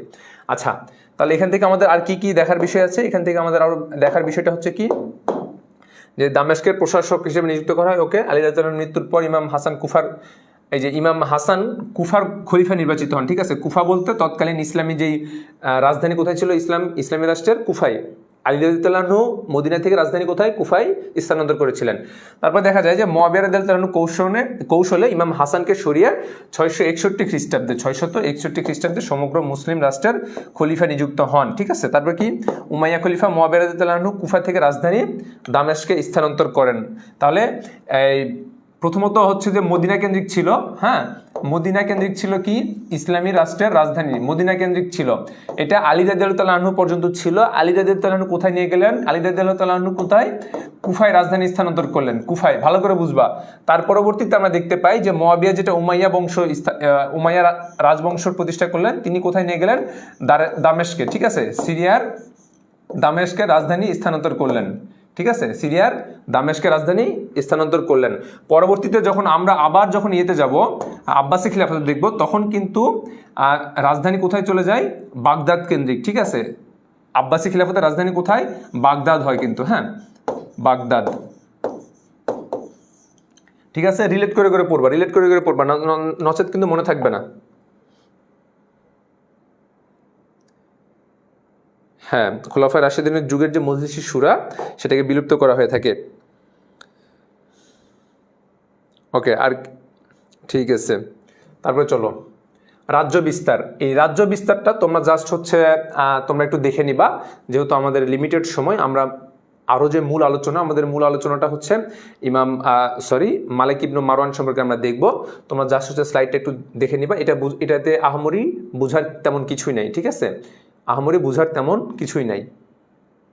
তারপরে চলো পূর্বাঞ্চলের রাজ্য বিস্তার, এটা জাস্ট তোমরা একটু দেখে নিবা। কারণ উমাইয়া খিলাফতে আসার পরে মুআবিয়া রাদিয়াল্লাহু তাআলা আনহু বিভিন্ন বিদ্রোহ দমন করেছিলেন। বিদ্রোহ দমন করার ফলে আমরা দেখতে পাই যে তিনি তার এই যে ইসলামের যেই বিস্তৃতি, এটাকে তিনি খুব শক্ত হাতে নিয়ে বিভিন্ন যেই গোষ্ঠীগুলো বিভিন্নভাবে যে ইসলামের যে ক্ষতি করার চেষ্টা করছিল, বিদ্রোহ করছিল, তাদেরকে তিনি খুব শক্ত হাতে দমন করেন। ঠিক আছে, তারই প্রেক্ষিতে আমরা দেখতে পারি যে তিনি কনস্টান্টিনোপল অভিযান করেন। কনস্টান্টিনোপল বাইজেন্টাইনের রাজধানী ছিল। ঠিক আছে, তারপর হচ্ছে সেখানে তিনি নৌ অভিযানের নেতৃত্ব দিয়েছিলেন। এর ফলে আমরা দেখতে পাই যে মুআবিয়া রাদিয়াল্লাহু তাআলা আনহু সর্বপ্রথম মুসলিম শাসক হিসেবে তিনি কি করেন, নৌবহর গঠন করেছিলেন। তারপর কি মুসলমানগণ কনস্টান্টিনোপল দখল করতে প্রথমত পারে নাই। ঠিক আছে, আচ্ছা শাসন সংস্কার, এটাও তোমরা একটু দেখে নিবা, জাস্ট তোমরা একটু দেখে নাও, এটা বোঝার তেমন কিছু নাই। আচ্ছা, এই যে দেখো এসকে নাজমুল হোসেন জয় বলেছে, আচ্ছা ইসলাম ইতিহাস কঠিন কি প্রথম না দ্বিতীয় পত্র? আচ্ছা, ইসলাম ইতিহাসের প্রথম পত্র কঠিন না দ্বিতীয় পত্র কঠিন? মূলত কোনোটাই কঠিন না। ঠিক আছে, শাসন সংস্কার দেখলা, ডাক বিভাগ চালু, হ্যাঁ যেটাকে কি বলা হচ্ছে, দিওয়ান আল বারিদ। ঠিক আছে, দিওয়ান আল বারিদ, এই ডাক বিভাগ এবং হচ্ছে যে তিনি যে নৌবহর গঠন করেছিলেন, বা হচ্ছে যে দেখো আমি তোমাদেরকে একটা জিনিস বলে রাখি, যে যদি উমাইয়া খিলাফত থেকে যদি কোশ্চিন আসে, ভালো করে বুঝবা, উমাইয়া খিলাফত থেকে কোশ্চিন আসে আর সেখানে যদি উদ্দীপক যদি মুআবিয়া রাদিয়াল্লাহু তাআলা আনহু কেন্দ্রিক হয়, তাহলে মুআবিয়া রাদিয়াল্লাহু তাআলা আনহু কেন্দ্রিক প্রথম যেটা মানে সৃজনশীল যে জিনিসটা নিয়ে আসবে পরিচিতির জন্য, সেটা হচ্ছে তিনি ইসলামী খিলাফত ধারা ব্রেক করে তিনি কি করেন, গণতন্ত্র বা রাজতন্ত্র প্রতিষ্ঠা করেছিলেন। প্রথমটা হচ্ছে গণতন্ত্র বা রাজতন্ত্র যেটা, ঠিক আছে, খিলাফতটাকে তিনি ব্রেক করেন। দ্বিতীয়ত যে জিনিসটা হবে সেখানে হচ্ছে যদি আমরা দেখি যে তার সম্পর্কে যদি তাকে পরিচিতকরণের জন্য যে সৃজনশীল যে উদ্দীপক সাজানো হয়, সেখানে কি থাকবে, সেটা হচ্ছে যে তিনি ডাক বিভাগ চালু করেন। হ্যাঁ, তিনি কি করেন, ডাক বিভাগ চালু করেন। ঠিক আছে, ডাক বিভাগ চালু করেন। ঠিক আছে, ডাক বিভাগ চালু করেন। তৃতীয়ত যদি বলা হয়ে থাকে, তিনি তার আরেকটা অন্যতম সংস্কার কি, তিনি নৌবহর প্রথম হচ্ছে ব্যবহার করেন, নৌবহর চালু করেন। ঠিক আছে, নৌবহর চালু করেন। এই তিনটা যদি উমাইয়া খিলাফতের মুআবিয়া রাদিয়াল্লাহু তাআলা আনহু কেন্দ্রিক যদি উদ্দীপক বা সৃজনশীল হয়, তাহলে মুআবিয়া রাদিয়াল্লাহু তাআলা আনহুর পরিচিতির জন্য আমরা দেখতে পাবো যে এই তিনটা তার একটা পরিচিতির অন্যতম একটা কি মাধ্যম হবে। ঠিক আছে, এই তিনটা তোমরা দেখলেই বুঝে যাবে এটা কোথায় হযরত মুআবিয়া রাদিয়াল্লাহু তাআলা আনহুকে এখানে ইন্ডিকেট করা হয়েছে। শিয়া আর সুন্নির মধ্যে তফাৎ কি? আচ্ছা, এটা ইনশাআল্লাহ আমি তোমাদের হচ্ছে যে পেইড ক্লাসে আসো তোমাদেরকে বুঝাই দেবো, যেহেতু আমরা এটা লিমিটেড ক্লাস, এটা আমি আসলে তোমাদের আসলে বোঝানোর সময় পাবো না। ঠিক আছে, না হলে যে অধ্যায়টা তোমাদেরকে আমি সরি, তোমাদের এই অধ্যায়টা যেহেতু আমি তোমাদেরকে শেষ করে বুঝিয়ে দেওয়ার যে প্রত্যয় নিয়ে ক্লাসটা শুরু করছি সেটা আমি শেষ করতে পারবো না, ঠিক আছে, এই কারণে আমি এটা বলতেছি না। আচ্ছা, রেজিস্ট্রি বিভাগ কোনটা, যেটা সরকারি আদেশ নিষেধ বা হচ্ছে যে বিষয়গুলো যে লিপিবদ্ধ থাকে সেটা হচ্ছে কি হুকুমজারি, যেগুলো লিপিবদ্ধ থাকে সেটা হচ্ছে কি রেজিস্ট্রি বিভাগ, ঠিক আছে, সরকারি কর্মকাণ্ড যেটা লিপিবদ্ধ থাকে বা সেটা হচ্ছে এই রেজিস্ট্রি বিভাগ। এই রেজিস্ট্রি বিভাগটাও চালু করেন। মুআবিয়া রাদিয়াল্লাহু আনহু সম্পর্কে যদি উদ্দীপক আসে তার মধ্যে অন্যতম একটা তার পরিচিতি থাকবে কি এই রেজিস্ট্রি বিভাগ। তারপরে চলো, রাজস্ব সংস্কার দেখলাম, মুআবিয়ার উত্তরাধিকার ও মনোনয়ন ও মৃত্যু, এই জিনিসটা দেখো। হ্যাঁ, মুআবিয়া রাদিয়াল্লাহু আনহু কেন্দ্রিক যদি আবারও আরেকটা যদি ইয়া থাকে, মানে পরিচয় পর্বের জন্য যদি থাকে কোনো মাধ্যম বা কোটেশন, তার মধ্যে থাকবে তিনি যে হচ্ছে যে খিলাফতের ধারায় যে হচ্ছে যে বংশনাক্রম বাদ দিয়ে যথাযথ যোগ্য যে তাকে যে খিলাফতে যে অধিষ্ঠিত করতে হবে সেই ধারাটাকে তুমি ব্রেক করে তার সন্তানকে তিনি পরবর্তী উত্তরাধিকার মনোনয়ন করেন। মুআবিয়া রাদিয়াল্লাহু আনহু কেন্দ্রিক যদি উদ্দীপক থাকে তার অন্যতম একটি পরিচিতি হবে কি, যে তার সন্তানকে তিনি কি করেন, পরবর্তী শাসক হিসেবে নিযুক্ত করেন। অযোগ্য হওয়া সত্ত্বেও সন্তানকে তিনি পরবর্তী শাসক হিসেবে নিযুক্ত করেন। এটা কিন্তু মুআবিয়া রাদিয়াল্লাহু আনহুর অন্যতম একটা পরিচিতির মাধ্যম হবে, ঠিক আছে। তো এগুলো দেখলেই বুঝে নিবা মুআবিয়া রাদিয়াল্লাহু আনহুকে ইন্ডিকেট করা হয়েছে।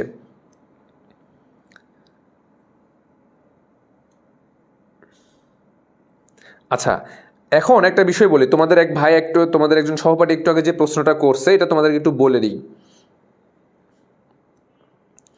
হ্যাঁ, যে ভাইয়া প্রথম পত্র কঠিন না দ্বিতীয় পত্র কঠিন, তোমাদের কনসেপ্টটা আরেকটু ক্লিয়ার করে নিই, জাস্ট 1 থেকে 1.5 মিনিট সময় নেব। দেখো বিষয়টা কি, প্রথম পত্র যে অধ্যায়গুলো তোমাদেরকে সাজানো হয়েছে, অধ্যায়গুলো কিভাবে সাজানো হয়েছে, সিলেবাসে যে অধ্যায় বিন্যাস করা হয়েছে কিভাবে, প্রথম অধ্যায় কি আরব উপদ্বীপ কেন্দ্রিক, ইসলাম আগমনের পূর্বে আশেপাশে অর্থাৎ ইসলাম আরব উপদ্বীপের পার্শ্ববর্তী অঞ্চলগুলোতে যে সভ্যতাগুলো বা ইসলাম যে একটা নতুন কৃষ্টি কালচার নিয়ে আসলো, ধর্মীয় সামাজিক বা রাজনৈতিক সব দিকে যে সংস্কারগুলো নিয়ে আসলো, তাহলে ইসলাম আগমনের পূর্বে এই সংস্কারগুলো কেমন ছিল বা মানুষ কিভাবে বসবাস করত, মানে ধার্মিকতার দিক থেকে, সামাজিকতার দিক থেকে, সাংস্কৃতিক দিক থেকে, এই বিষয়গুলো আলোচনা আছে প্রথম অধ্যায়ে, ভালো করে বুঝবা।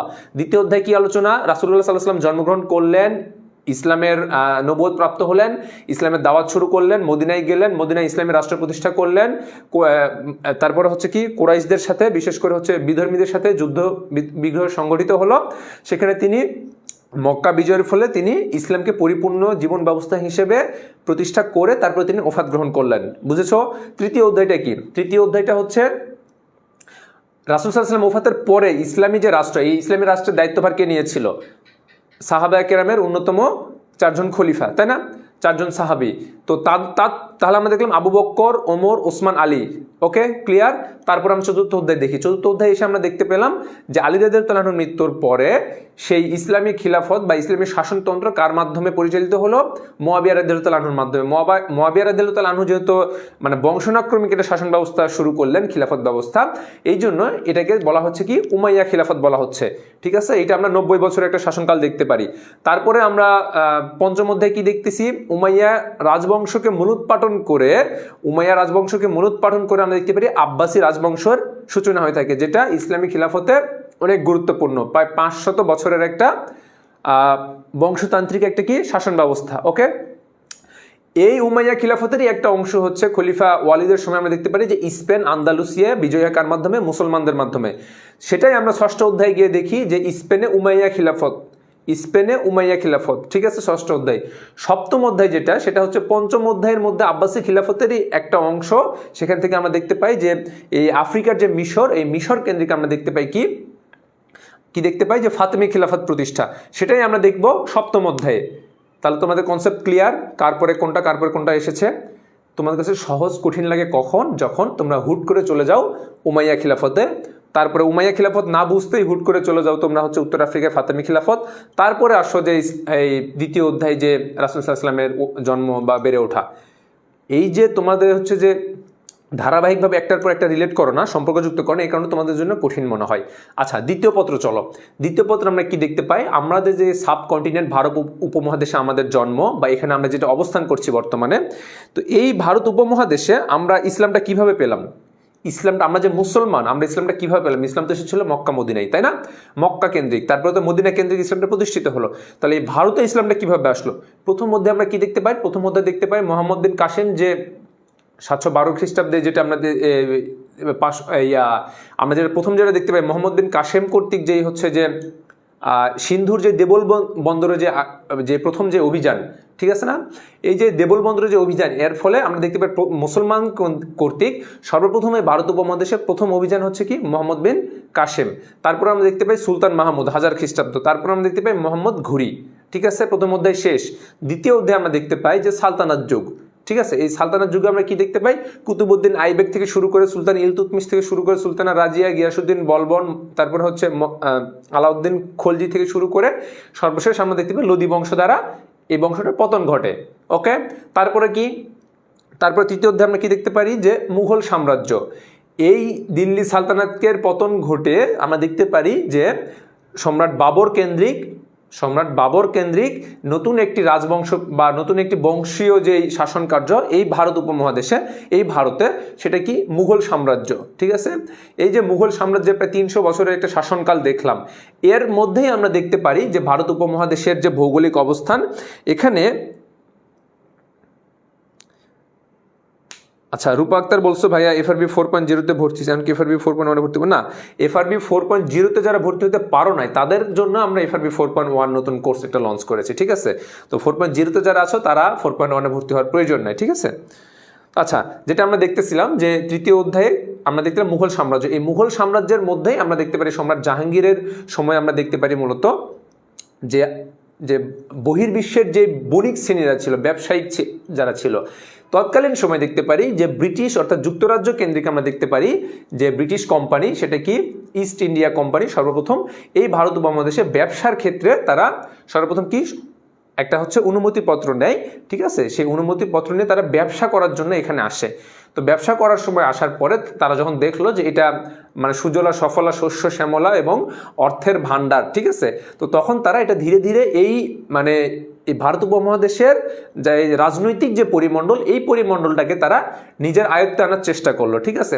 তারপরে আমরা দেখতে পারি যে চতুর্থ অধ্যায়ে গিয়ে আমরা দেখতে কি পারি, কোম্পানির শাসন দেখতে পারি, ঠিক আছে। কোম্পানি বলতে ইস্ট ইন্ডিয়া কোম্পানির যে দেওয়ান লাভ, মানে ইস্ট ইন্ডিয়া কোম্পানির যেই মানে যেই শাসন কার্যের পর্যায়ে যে আসার যে প্রক্রিয়াটা, সেটা আমরা দেখতে পারি চতুর্থ অধ্যায়ে। ওকে, তারপরে পঞ্চম অধ্যায়ে আমরা কি দেখতে পারি যে ইস্ট ইন্ডিয়া কোম্পানি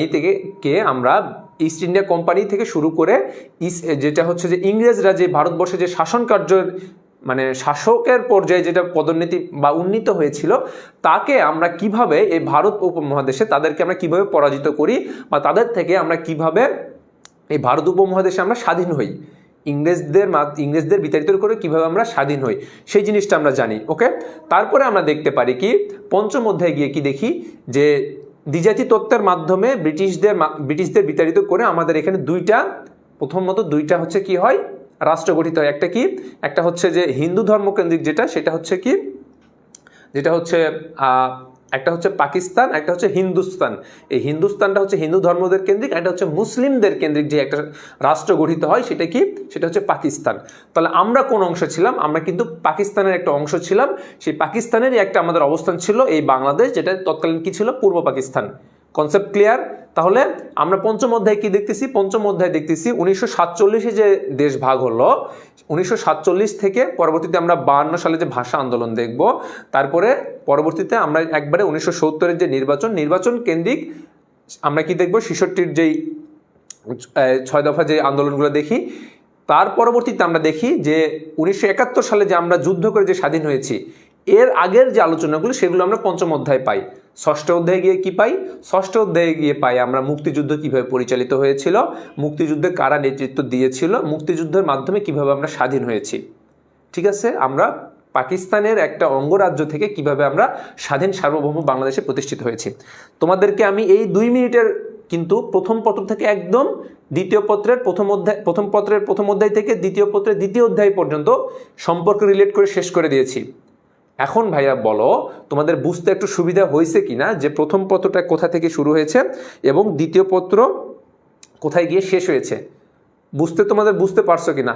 এখন তোমাদেরকে বলি, তো এটা তো জাস্ট আমি মুখে বললাম, যখন তোমাদেরকে আমি এই পেইড ব্যাচে যখন আমি যেমন 20টা ক্লাস পাবো, এই 20টা ক্লাসের মাধ্যমে যখন আমি প্রথম পত্রের প্রথম অধ্যায় থেকে শুরু করে একদম দ্বিতীয় পত্রের শেষ অধ্যায় পর্যন্ত প্রত্যেকটা অধ্যায়ের সাথে প্রত্যেকটা অধ্যায় কানেক্ট করে, প্রত্যেকটা প্রেক্ষাপটের সাথে প্রত্যেকটা প্রেক্ষাপটকে কানেক্ট করে যখন তোমাদেরকে পড়ায় দিব, বুঝাই দিব, তখন ভাইয়া তোমার মনে আর এই দুশ্চিন্তা থাকবে না যে প্রথম পত্র কঠিন না দ্বিতীয় পত্র কঠিন। মূলত কোনো পত্রই কঠিন না।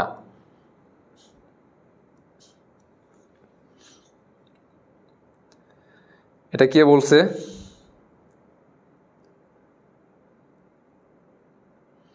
রূপা আক্তার বলছে। আচ্ছা, তাহলে দেখো তোমাদেরকে আমি এই জাস্ট এই 2 মিনিটে আমি কিন্তু প্রথম পত্রের প্রথম অধ্যায় থেকে শুরু করে দ্বিতীয় পত্রের একদম শেষ অধ্যায় পর্যন্ত বলে দিয়েছি। তাহলে ভাইয়া আমি বারবার তোমাদেরকে বলতেছি, তোমাদের এখনও যাদের ভীত রয়েছে, বিশেষ করে ভয় রয়েছে ইসলামী ইতিহাসের সংস্কৃতিতে, তোমরা FRB 4.1 রেজিস্টার ব্যাচে, রেজিস্টার যে আমাদের কোর্স, এই কোর্সে তোমরা দ্রুত এনরোল করে ফেলো। আমরা দ্রুত এটা ক্লাস শুরু করব, একদম প্রথম পত্রের প্রথম অধ্যায় থেকে দ্বিতীয় পত্রের একদম 6ষ্ঠ অধ্যায় পর্যন্ত আমরা বিস্তারিত শেষ করব। ইভেন এর পাশাপাশি আমরা আর কি করব, বিগত সনের যেগুলো বোর্ড কোশ্চেন, এই বোর্ড কোশ্চেনগুলো কিন্তু আমরা সলভ করব। বোর্ড কোশ্চেনগুলো সলভ করব, বোর্ড কোশ্চেনের MCQগুলো সলভ করব। আর কি সলভ করব, তোমাদেরকে রিটেন এক্সাম ব্যাচ দেওয়ার যে সুযোগটা, মানবিকে বাংলাদেশের মধ্যে প্রথম একমাত্র প্ল্যাটফর্ম চলো শিখি, যেখানে তোমরা রিটেন এক্সাম দিতে পারবে। আমরা তোমাদেরকে কোশ্চেন করে দিব, এই কোশ্চেনে তোমরা এক্সাম দিবা, সেই খাতাটাকে আমরা মূল্যায়ন করে তোমাদেরকে বলবো যে তোমাদের প্রস্তুতিটা কতটুকু হয়েছে। আর কি পাবা, সার্বক্ষণিক মেন্টরশিপ পাবা। কিভাবে? আমাদের হোয়াটসঅ্যাপ গ্রুপ থাকবে, হোয়াটসঅ্যাপ গ্রুপে তোমরা তোমাদের যে কোনো সমস্যা, ক্লাস শেষ হওয়ার পরে তোমরা যে কোনো সমস্যা তোমরা এখানে বলবা, তখন আমি ইনস্ট্রাক্টর হিসেবে সেটা সমাধান করব, বা তোমরা যারা সহপাঠী আছো যে বিষয়টা তোমরা জানো সেটা তোমরা সলভ করে দিবা। ঠিক আছে? আর কি পাবা, আর এখানে তোমরা হচ্ছে সাজেশন ভিত্তিক ক্লাস তো পাবাই। আর আমি এখানে আরেকটা ক্লাস করব তোমাদের, এই যে তোমাদেরকে বললাম না যে প্রথম পত্রের প্রথম অধ্যায় থেকে দ্বিতীয় পত্রের একদম শেষ অধ্যায় পর্যন্ত তোমাদের যে সাল মনে থাকে না, আমি এই 20টা ক্লাসের মধ্যে আমি 2টা ক্লাস নিব এইভাবে।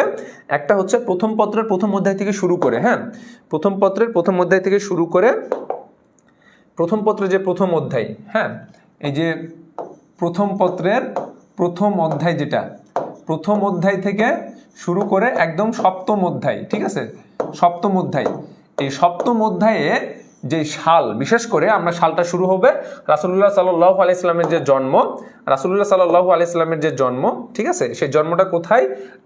570 খ্রিস্টাব্দে, ঠিক আছে না, 570 খ্রিস্টাব্দ। এই 570 খ্রিস্টাব্দ থেকে শুরু করে একদম আমরা কত দেখতে পাবো, মানে 1258 সাল পর্যন্ত, ঠিক আছে, 1258, অর্থাৎ আব্বাসী খিলাফতের একদম শেষ সময়।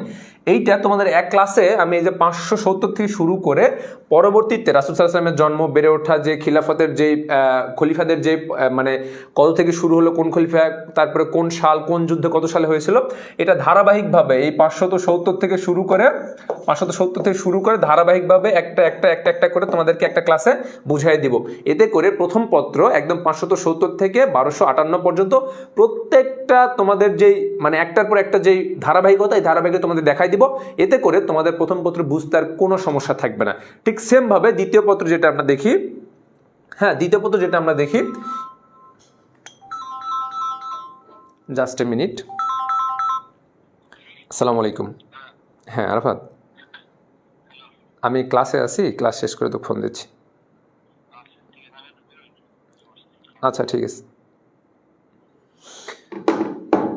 আচ্ছা, যে বিষয়টা বলতেছিলাম, যে দ্বিতীয় পত্র যেটা তোমাদেরকে, যে আমরা এই মোহাম্মদ বিন কাসেম কর্তৃক যে আমরা দেবল বন্দরটা যেটা আমরা দেখি, হ্যাঁ, এই দেবল বন্দর আক্রমণের সাল থেকে শুরু করে একদম আমাদের সেই কোথায় চলে আসবো, একদম আমাদের যে স্বাধীনতা যুদ্ধ, হ্যাঁ, 1971 সাল, এই 71 সাল পর্যন্ত আমি একটা ক্লাসের মাধ্যমে সাল ওয়াইজ ধারাবাহিক কোনটার পর কোনটা কোন ইতিহাস, এটা তোমাদেরকে আমি বুঝাই দিব। তাহলে দেখবা তোমাদের প্রথম পত্র এবং দ্বিতীয় পত্র এগুলোর মধ্যে কোনো আর সমস্যা থাকবে না। আচ্ছা, তোমরা কি বলছো ভাই? হাসবে এখন একটু।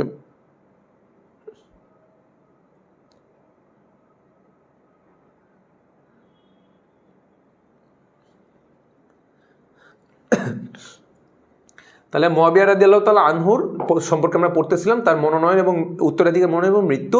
তিনি যেহেতু একটা সন্ধির মাধ্যমে এসেছিলেন কার সাথে, হযরত হাসান রাদিয়াল্লাহু তাআলা আনহুর সাথে, যে তার পরবর্তীতে, তার মৃত্যু পরবর্তীতে খলিফা হিসেবে কে আসবেন, আলী রাদিয়াল্লাহু তাআলা আনহুর ছোট সন্তানকে ইমাম হুসাইন রাদিয়াল্লাহু তাআলা আনহু, হুসাইন রাদিয়াল্লাহু তাআলা আনহু মুয়াবিয়ার পরবর্তী খলিফা হিসেবে আসবেন। কিন্তু আমরা মুয়াবিয়া রাদিয়াল্লাহু তাআলা আনহুকে দেখি তার মৃত্যুর পূর্বেই তিনি যে সন্ধিটা করেছিলেন হাসান রাদিয়াল্লাহু তাআলা আনহুর সাথে, সেই সন্ধিটা তিনি ভঙ্গ করেন। তার পরবর্তী তিনি শাসক হিসেবে নিযুক্ত করেছেন তার অযোগ্য সন্তান ইয়াজিদকে। ঠিক আছে, হুসাইন রাদিয়াল্লাহু তাআলা আনহু যতটা যোগ্য ছিলেন, ইয়াজিদ রাদিয়াল্লাহু তাআলা আনহু ততটাও যোগ্য ছিলেন না, মানে হোসেন রাদিয়াল্লাহু তাআলা আনহুর তুলনায় তিনি অনেকটাই অযোগ্য ছিলেন। তো সেই ক্ষেত্রে তিনি যে সন্ধিটা ছেদ করলেন, সন্ধি যে ভঙ্গ করলেন, এর ফলে আমরা কি দেখতে পাই যে শিয়া অর্থাৎ হযরত আলী রাদিয়াল্লাহু তাআলা আনহুর বংশধরদের নিয়ে যে একটা মানে ইসলামী যে একটা তাদের ধর্মীয় একটা অভিমত, এই অভিমত কেন্দ্রিক তারা যে একটা হচ্ছে যে রাজনৈতিক একটা প্ল্যাটফর্মে চলে আসে, এটাই হচ্ছে শিয়া। ঠিক আছে, তো বিস্তারিত তোমরা পেইড ক্লাসে আমি বিস্তারিত বুঝাবো, এখানে সময় একেবারেই লিমিটেড। তো আচ্ছা, মুয়াবিয়া রাদিয়াল্লাহু আনহু কত সালে মৃত্যুবরণ করেন? 680 খ্রিস্টাব্দে মৃত্যুবরণ করেন। তার পরবর্তীতে ইয়াজিদ রাদিয়াল্লাহু আনহু সেখানে কি করেন, যে শাসনভার নিযুক্ত হন। আচ্ছা, এখন হচ্ছে যে ইয়াজিদ এবং ইমাম হোসাইন রাদিয়াল্লাহু তাআলা আনহুর যেই কারবালার কাহিনীটা, এটা জাস্ট তোমাদেরকে তোমরা এটা দেখে নাও, আমি তোমাদের এক মিনিটে আমি কাহিনীটা বলে শেষ করে দিব। ঠিক আছে,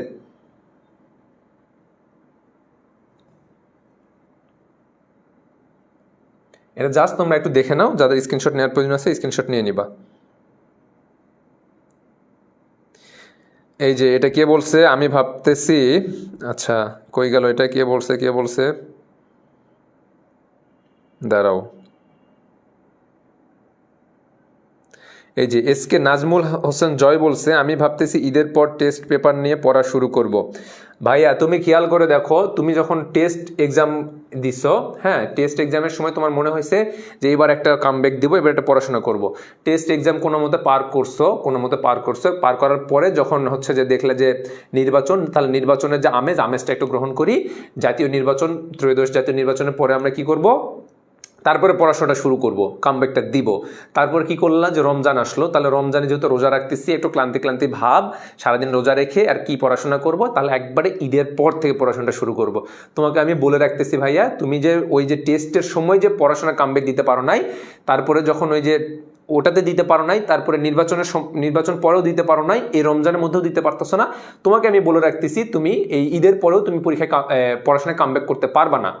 ঠিক আছে, পড়াশোনায় কামব্যাক করতে পারবা না। কারণ কি, তুমি আগে 3টা স্টেপ এই যে পরে করব করতে করতে পার করে আসছো, এই ঈদের পরেও পারবা না। তারপরে যে তোমার মনে হবে একবারে কুরবানির পরে পরীক্ষার আগে পরীক্ষা দিব। তো এই জন্য বলতেছি, তোমরা একটা মেন্টরশিপের আন্ডারে আসো, হয় আমাদের প্ল্যাটফর্মে যদি না ভালো না লাগে, অন্য যে কোনো টিচারের আন্ডারে বা প্ল্যাটফর্মের আন্ডারে বা কোনো তোমার ইনস্ট্রাক্টরের আন্ডারে তুমি চলে যাও। এতে করে কি হবে, ধারাবাহিকভাবে তুমি একটা ক্লাসের মধ্যে থাকবা, আর ধারাবাহিকভাবে ক্লাসের মধ্যে থাকলে অনেক সময় হয় যে তোমাদের যে 20টা ক্লাসে কোনো স্টুডেন্ট বলতে পারবে না যে 20টা ক্লাসে আমি মনোযোগ নিয়ে ক্লাস করছি, কিন্তু 20টা ক্লাসে মনোযোগ নিয়ে ক্লাস করছি, বা কেউ বলতে পারবেন যে 20টা ক্লাসে আমি ফ্রি ছিলাম। বিভিন্ন জন্য বিভিন্ন ব্যস্ততা থাকতে পারে, কিন্তু যখন এই যে 20টা ক্লাসে একটা ধারাবাহিকতা থাকবে, তুমি যদি একটা ক্লাস মিস করো, পরবর্তীতে তুমি সেই ক্লাসটাকে রেকর্ডেড করতে পারতেছো।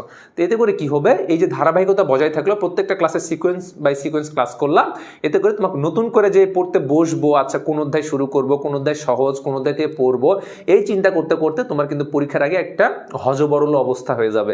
তো সেই জন্য বলতেছি যে আমাদের FRB 4.1 যে রেজিস্টার কোর্স, এখানে তুমি এনরোল করে ফেলো, যাতে করে কি হবে, যে তোমার ধারাবাহিকতা বজায় থাকবে, এবং এই যে শুরু করব এই ভিতটা কেটে গিয়ে একদম একটা গোছানো তোমার প্রস্তুতি হয়ে যাবে ইনশাল্লাহ। আচ্ছা, পেজে কি সব ক্লাসের PDF পাবা? তোমরা মূলত হচ্ছে যারা পেইড ব্যাচে ভর্তি হবা, তোমরা PDF পাবা।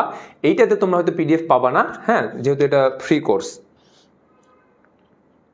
আচ্ছা, ফলাফল যেটা, আচ্ছা আমি জাস্ট এক নজরে বলে দিই, ইমাম হোসেন রাদিয়াল্লাহু আনহু, আচ্ছা কারবালার প্রান্তের ঘটনাটা বলি। কারবালার কথা কি ছিল, যে ইমাম মুয়াবিয়া রাদিয়াল্লাহু আনহুর পরে ইমাম হোসেন রাদিয়াল্লাহু আনহু খিলাফতে আসবেন, কিন্তু যেহেতু মুয়াবিয়া পরবর্তী তার শাসনকর্তা হিসেবে, পরবর্তী খলিফা হিসেবে তার পুত্রকে তিনি কি করে যান, শাসক নিযুক্ত করে যান।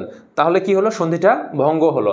আচ্ছা, সে যখন শাসন কার্যে যখন নিযুক্ত হলো, তখন দেখা গেল ইয়াজিদ যেহেতু অযোগ্য ছিল, মদ্যপ ছিল, এবং তিনি কিন্তু এই শাসন কার্যের যে ভার, এই নেতৃত্ব ভার নিতে পারছিলেন না। তো তার সাম্রাজ্যে বিভিন্ন অরাজকতা, বিভিন্নভাবে বিভিন্ন সমস্যার সম্মুখীন হচ্ছিলেন, এবং প্রজারা বিশেষ করে এটার যে একটা হচ্ছে যে সাফারার বা ভোগান্তির মধ্যে পড়ছিলেন। তার কষ্টের মধ্যে থাকার কারণে বিশেষ করে কুফাবাসী হজরত হোসাইন রাদিয়াল্লাহু তাআলা আনহুকে আমন্ত্রণ জানান যে আপনি আসেন, আপনার হাতে আমরা বায়াত গ্রহণ করে আপনাকে আমরা খলিফা হিসেবে মেনে নিব। তো হোসাইন রাদিয়াল্লাহু তাআলা আনহুকে যখন কুফাবাসী তাকে আমন্ত্রণ জানালো, তখন তিনি সপরিবারে এই কুফায় তিনি গমন করলেন বা যাত্রা করলেন, কুফাবাসীর কাছে গেলেন। কুফাবাসীর কাছে যাওয়ার প্রাককালেই ইয়াজিদ কি করে, ইয়াজিদ হচ্ছে তিনি ফোর্স করে বা প্রেশার ক্রিয়েট করে কুফাবাসীকে তিনি হোসেন রাদিয়াল্লাহু তাআলা আনহুর বিপরীত মানে চরিত্র এবং বিপরীতভাবে যে তারা যে সহযোগিতা করার জন্য হোসেন রাদিয়াল্লাহু আনহুকে আহ্বান করেছিলেন, তারা যেন কোনোভাবে সহযোগিতা না করে এর জন্য তিনি প্রেশার ক্রিয়েট করেন এবং তাদের মতামতকে তিনি চেঞ্জ করে দেন। এতে করে কি হয়, যখন হোসেন রাদিয়াল্লাহু তাআলা আনহু এই ফোরাত নদীর তীরে সপরিবারে আসেন, তখন ইয়াজিদের সৈন্যরা তাকে মানে চারিদিক দিয়ে কি করে ঘেরাও করে ফেলে। তো যেহেতু কুফাবাসী তাকে আমন্ত্রণ জানিয়েছিল, তো তিনি ভেবেছিলেন যে কুফাবাসী তাকে হেল্প করবেন, কিন্তু কুফাবাসী ইয়াজিদের দাম্ভিকতা, ইয়াজিদের ভয়ে তারা কি করে, হোসেন রাদিয়াল্লাহু তাআলা আনহুকে তারা সহযোগিতা করে না। এর ফলে আমরা দেখতে পাই যে হোসেন রাদিয়াল্লাহু তাআলা আনহু তখন বলে এই ইয়াজিদের সৈন্যকে যে হয় আমাকে ইয়াজিদের কাছে পাঠাও, আমরা মীমাংসায় বসি, অথবা এটার যে দুর্গ রয়েছিল সীমান্তবর্তী, সীমান্ত দুর্গে আমাকে অবস্থানের সুযোগ দাও, নতুবা আমাকে আমার মদিনায় যে ফেরত যাওয়ার যে সুযোগ, এই ফেরত যাওয়ার সুযোগ করে দাও। কিন্তু ইয়াজিদের যে নির্মম সৈন্যবাহিনী, তারা কোনোটাই করে নাই। দিন শেষে আমরা দেখতে পাই যে হোসেন রাদিয়াল্লাহু তাআলা আনহুর যে মর্মান্তিক শাহাদাতের ঘটনাটা ঘটে যায়। এর ফলে কি হয় যে আলী রাদিয়াল্লাহু তাআলা আনহুর বংশকে নিয়ে যেই রাজনৈতিক যেই ইসলামিক যেই চিন্তাধারা, সেটা হচ্ছে শিয়া, এই শিয়া সম্প্রদায়ের সেখান থেকেই একটা মানে শিয়া সম্প্রদায়ের যে গতি ত্বরান্বিত হয় সেখান থেকে, শিয়া সম্প্রদায়ের যে রাজনৈতিক যেই বিস্তারটা, ঠিক আছে। তো সেখান থেকে আমরা দেখতে পাই যে হোসেন রাদিয়াল্লাহু তাআলা আনহু মৃত্যুবরণ করেন। এখান থেকে এই কারবালার প্রান্তটা মূলত ঘটে থাকে। আর বাদবাকিটা তোমাদের স্লাইড রয়েছে, স্লাইডে তোমরা দেখতে পেরেছো ইনশাল্লাহ।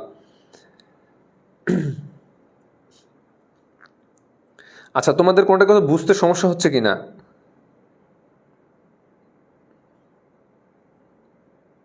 ভাইয়ার ক্লাস কি তোমরা বুঝতে পারতেছো কিনা, কিংবা হচ্ছে কোনোটা বুঝতে কোনো সমস্যা হচ্ছে কিনা, এই বিষয়টা একটু আমাকে জানাবা, ঠিক আছে?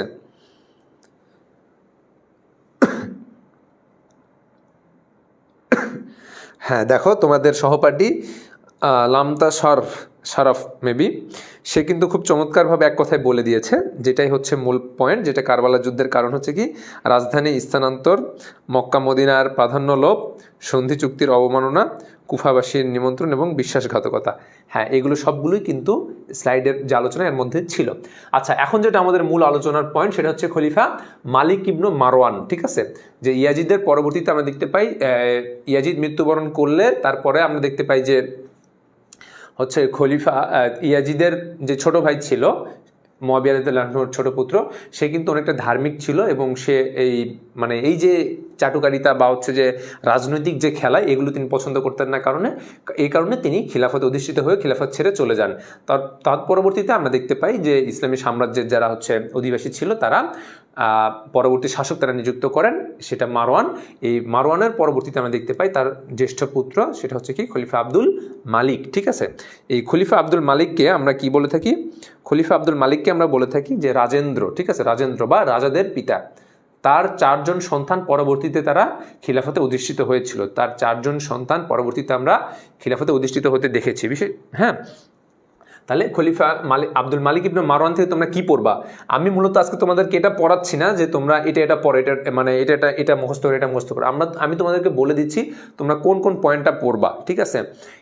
ইনস্ট্রাক্টরের কাজ কি? ইনস্ট্রাক্টরের কাজ হচ্ছে তোমাকে দেখায় দেওয়া, তোমাদেরকে বুঝায় দেওয়া, যেটা বুঝবে না সেটা বুঝায় দেওয়া, আর হচ্ছে দেখায় দেওয়া। বাদ বাকি কাজটা হচ্ছে তোমার, বাদবাকি কাজটা হচ্ছে তোমার, তুমি কতটুকু পড়বা, কতটুকু ইনস্ট্রাক্টরের নির্দেশনা মানতেছ, সেটাই তোমার সফলতার মানদণ্ড হিসেবে দাঁড়াবে। ঠিক আছে, ইনস্ট্রাক্টর এমন না যে তোমাকে হাতে কলমে সব বুঝাই দিবে যে এই পয়েন্ট এই পয়েন্ট এই পয়েন্ট, না, ইনস্ট্রাক্টর তোমাকে বলে দিবে তুমি খলিফা আব্দুল মালিক সম্পর্কে যখন পড়বা, আব্দুল মালিকের তুমি কোন বিষয়টা পড়বা, আব্দুল মালিকের পড়বা তুমি রাজস্ব সংস্কার বা হচ্ছে রাষ্ট্র কাঠামোর সংস্কার, হ্যাঁ, অর্থ ব্যবস্থার সংস্কার, এই বিষয়গুলো তুমি পড়বা। তো আমার কাজ হচ্ছে তোমাদেরকে দেখায় দেওয়া এবং কোনটা পড়লে তোমার পরীক্ষায় কমন আসবে এবং কোনটা তোমার জন্য গুরুত্বপূর্ণ, এই কাজটাই হচ্ছে ইনস্ট্রাক্টরের। ঠিক আছে, তো যেটা আমরা করে আসতেছি, তো ইনশাল্লাহ আগামীতেও তোমরা যদি ভর্তি হও 4.1 রেজিস্টার কোর্সে, ইনশাল্লাহ তোমরা দেখতে পাবা।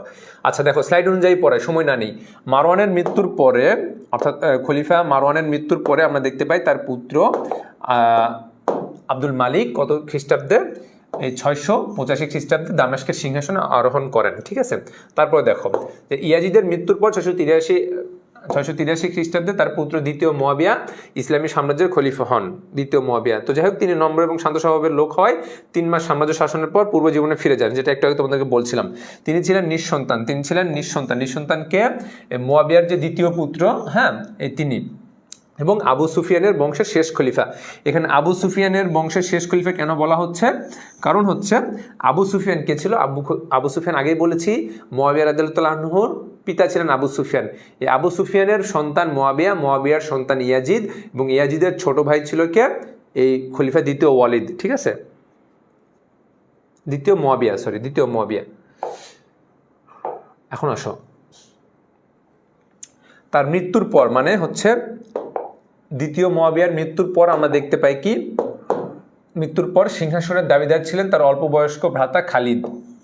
আচ্ছা, এটা বেশি গুরুত্বপূর্ণ। দেখো, সাম্রাজ্যের বিপজ্জনক অবস্থা বিবেচনা করে দরবারের প্রভাবশালী ব্যক্তিগণ মারওয়ান বিন হাকামকে, ঠিক আছে, হাকামের পুত্র মারওয়ানকে খলিফা পদে নিযুক্ত করেন। কারা? এই যে এটা হচ্ছে দরবার। ঠিক আছে, দরবার বলতে হচ্ছে যে শাসন কার্য পরিচালনা করতেন, সেই শাসন কার্যের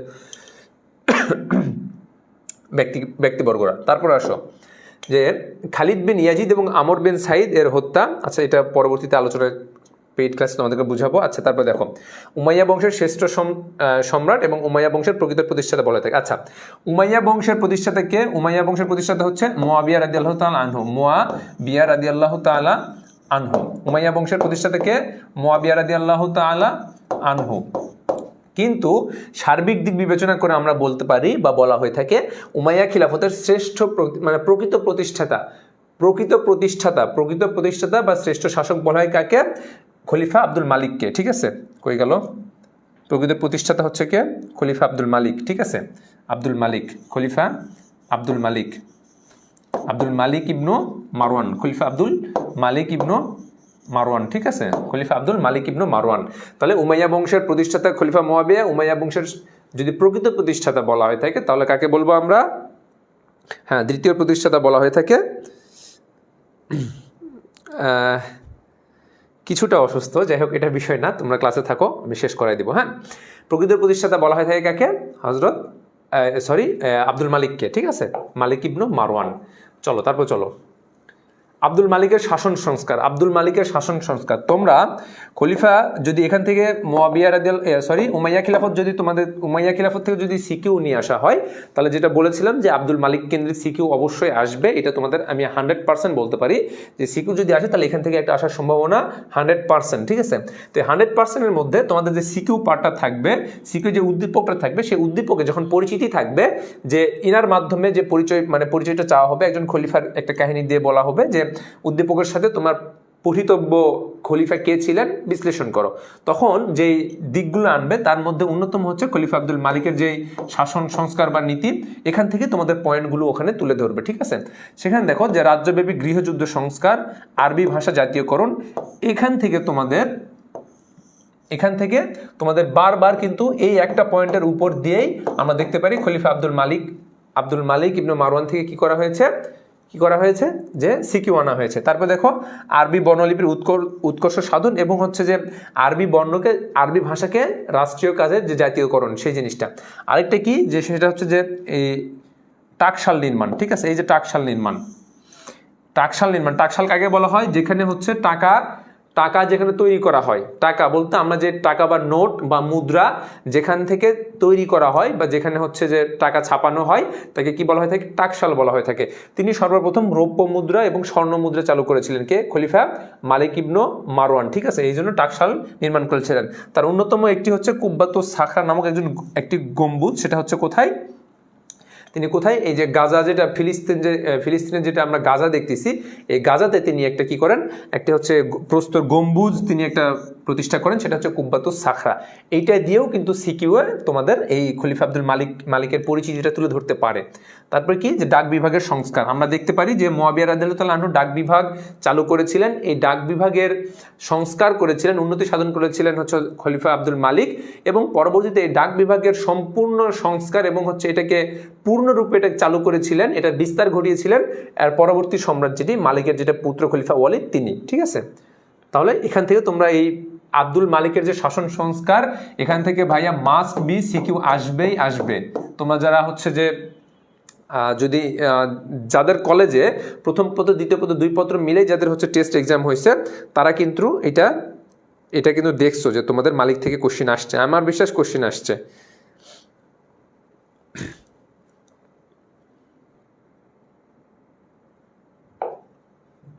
তারপরে চলো, যে আব্দুল মালিকের মৃত্যু এবং উত্তরাধিকারী মনোনয়ন, ঠিক আছে। এটা জাস্ট এক নজরে দেখো, পিতা মারওয়ানের মনোনয়ন অনুযায়ী, পিতা মারওয়ান অর্থাৎ আব্দুল মালিকের যিনি পিতা ছিলেন তার মনোনয়ন অনুযায়ী কিন্তু আব্দুল মালিক ক্ষমতায় আসে। আচ্ছা, আব্দুল মালিকের মৃত্যুর পর আব্দুল আজিজের খিলাফত পাওয়ার কথা ছিল, ঠিক আছে।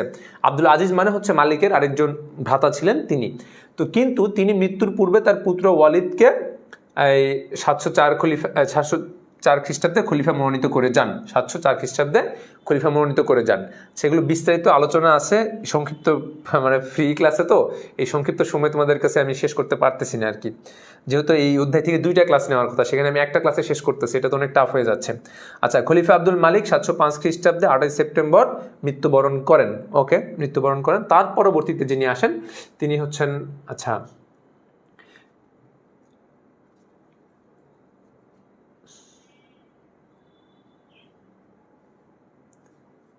এখানে একটা স্লাইড হচ্ছে আমাদের মিস্টেক হয়ে গিয়েছে, সেটা হচ্ছে কি সাম্রাজ্য সম্প্রসারণ, ঠিক আছে।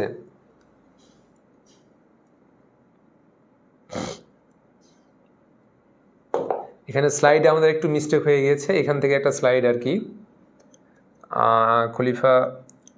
খলিফা ওয়ালিদের একটা স্লাইড এখানে ছিল, সেটা মিস্টেক হয়ে গেছে। যাই হোক,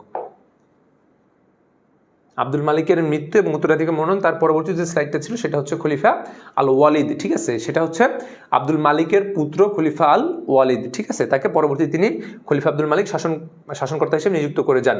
আচ্ছা, শাসনকর্তা হিসেবে নিযুক্ত করা হন। আর উমাইয়া খিলাফতের তোমাদের যেটা বলি ভাইয়া, উমাইয়া খিলাফতের স্বর্ণযুগ বলা হয়ে থাকে। উমাইয়া খিলাফতের স্বর্ণযুগ বলা হয়ে থাকে কোন যুগটাকে? খলিফা আল ওয়ালিদের শাসনামল, ঠিক আছে। আচ্ছা, সাম্রাজ্য সম্প্রসারণ দেখো, খলিফা আল ওয়ালিদের সময় খলিফা আল ওয়ালিদের পূর্বাঞ্চলীয় শাসনকর্তা হাজ্জাজ বিন ইউসুফের বলিষ্ঠ নেতৃত্বে মুসলিম সাম্রাজ্য পূর্ব দিকে স্থানান্তরিত হয়। আচ্ছা, খলিফা আল ওয়ালিদের সময় আমি একটু তোমাদেরকে বলে রাখি,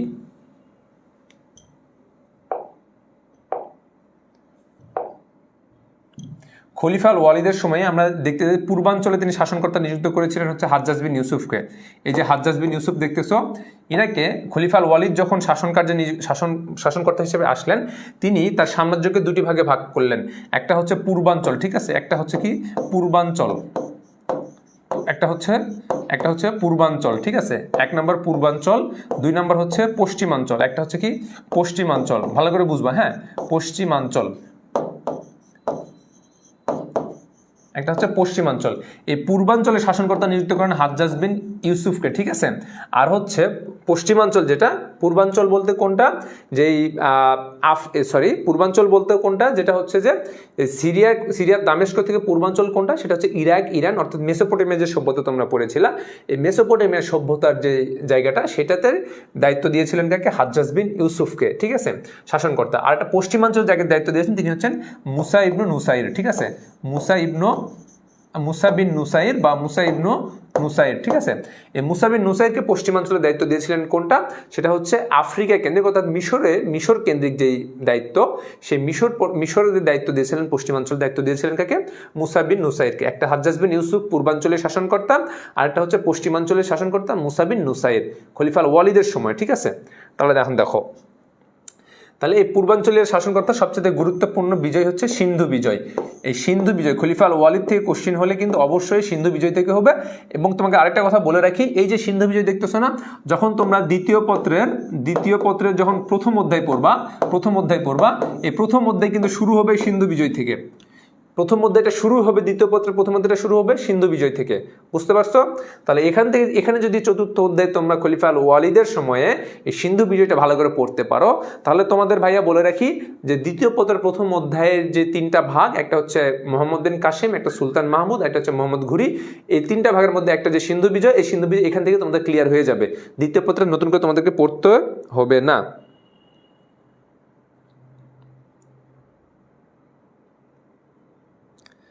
আচ্ছা, আজমুল মৃধা, হ্যাঁ ভাইয়া, অবশ্যই তোমার কি প্রশ্ন আছে তুমি বলতে পারো।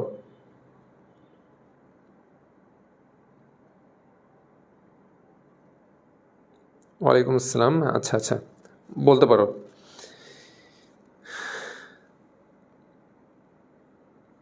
আচ্ছা দেখো,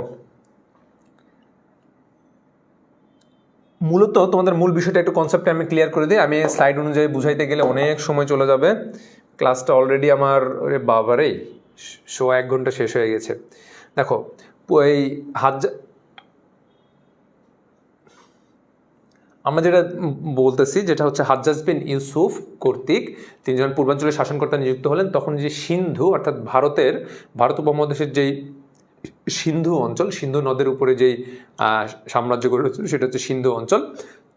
এই সিন্ধু অঞ্চলের শাসনকর্তা হিসেবে নিযুক্ত ছিলেন কে, পূর্বাঞ্চলের শাসনকর্তা ছিলেন হাজ্জাজ বিন ইউসুফ। এই সিন্ধু অঞ্চলটা ছিল কি রাজা দাহিরের আন্ডারে। রাজা দাহির ছিলেন কি হিন্দুদের রাজা, হিন্দু ধর্মের রাজা ছিলেন রাজা দাহির।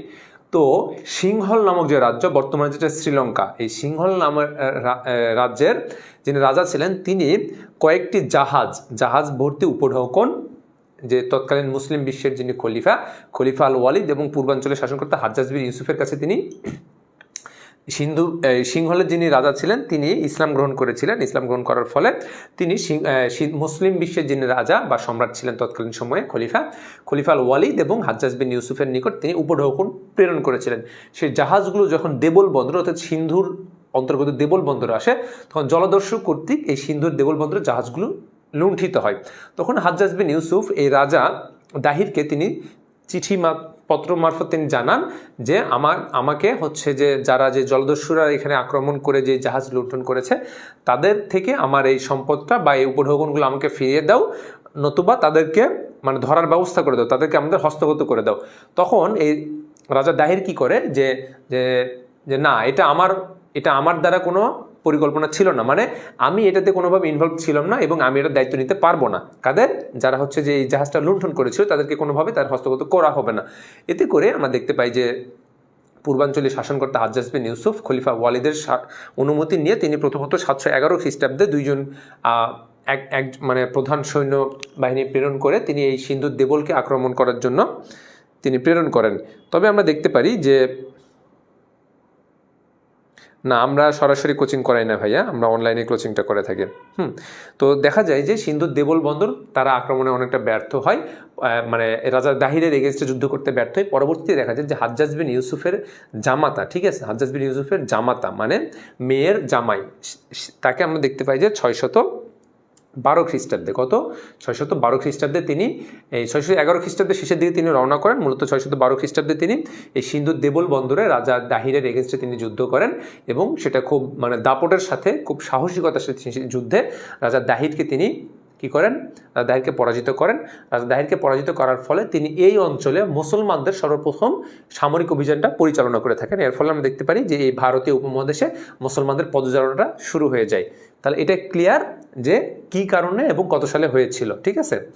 তাহলে এখন আসো যে এর ফলে এটা কত সালে হয়, 612 সালে হয়, 612 সালে হয়। কার মাধ্যমে? মোহাম্মদ বিন কাসেম যে ছিল পূর্বাঞ্চলের শাসনকর্তা, খলিফা ওয়ালিদের পূর্বাঞ্চলের শাসনকর্তা হাজ্জাজ বিন ইউসুফের জামাতা কত সালে? 712 সালে। কার সাথে? হিন্দু রাজা দাহিরের সাথে। ঠিক আছে, তাহলে এই কনসেপ্টটা মোটামুটি তোমরা ক্লিয়ার। পরবর্তী যখন ক্লাসে আসবা, আমার যে পেইড ক্লাস, তখন আমি তোমাদেরকে আরও বিস্তারিত মানে যেটা খুঁটিনাটি লিখতে হবে পরীক্ষায় তোমাদেরকে সৃজনশীল যেভাবে সেভাবে বুঝাই দেবো ইনশাল্লাহ। তারপরে এখন দেখো যে স্পেন বিজয়। ঠিক আছে, আমরা দেখি যে পূর্বাঞ্চলে শাসনকর্তা হাজ্জাজ বিন ইউসুফের মাধ্যমে যে এশিয়ার যে আমাদের যে ভারত উপমহাদেশের সিন্ধুর যে দেবল বন্দর বা সিন্ধু অঞ্চলটা যে রাজা দাহিরকে পরাজিত করে মুসলমানদের যেই মানে অন্তর্গত করা হয় মুসলিম সাম্রাজ্যের, ঠিক সেম টাইমে আমরা দেখতে পারি যে পশ্চিমাঞ্চলের মুসা বিন নুসাইর তার প্রধান সেনাপতি তারিক বিন জিয়াদের মাধ্যমে তিনি আচ্ছা হ্যাঁ, এই যে দেখো লামতা শার্ফ, তার কিন্তু অনেক ভালো একটা এখানে একটা তার মানে কি বলা যায় এটাকে, তার খুব একটা ভালো একটা তার একটা এখানে দক্ষতা হয়ে গিয়েছে এই সাবজেক্টের প্রতি। সে খুব সুন্দরভাবে বলছে, দেখো যে হাজ্জাজ বিন ইউসুফ রাজা দাহিরের কাছে প্রতিকার এবং ক্ষতিপূরণ দাবি করলে সে দাবি প্রত্যাখ্যান করে দাহিরের আচরণে ক্ষুব্ধ হয়ে হাজ্জাজ বিন ইউসুফ সিন্ধু অভিযানের চূড়ান্ত সিদ্ধান্ত নেন। হ্যাঁ, সঠিক বলেছো ভাইয়া তুমি। তো যেটা বললাম, পূর্বাঞ্চলে হাজ্জাজ বিন ইউসুফ মোহাম্মদ বিন কাসিমের মাধ্যমে অভিযান পরিচালনা করেন। ঠিক সেম টাইমে আমরা দেখতে পারি পশ্চিমাঞ্চল যেটা, সেটা হচ্ছে কি যে আমাদের তো মুসলিম সাম্রাজ্য ছিল কোথায়? খলিফা ওয়ালিদের শাসনকার্য কোথায়? সিরিয়ায়, তাই না?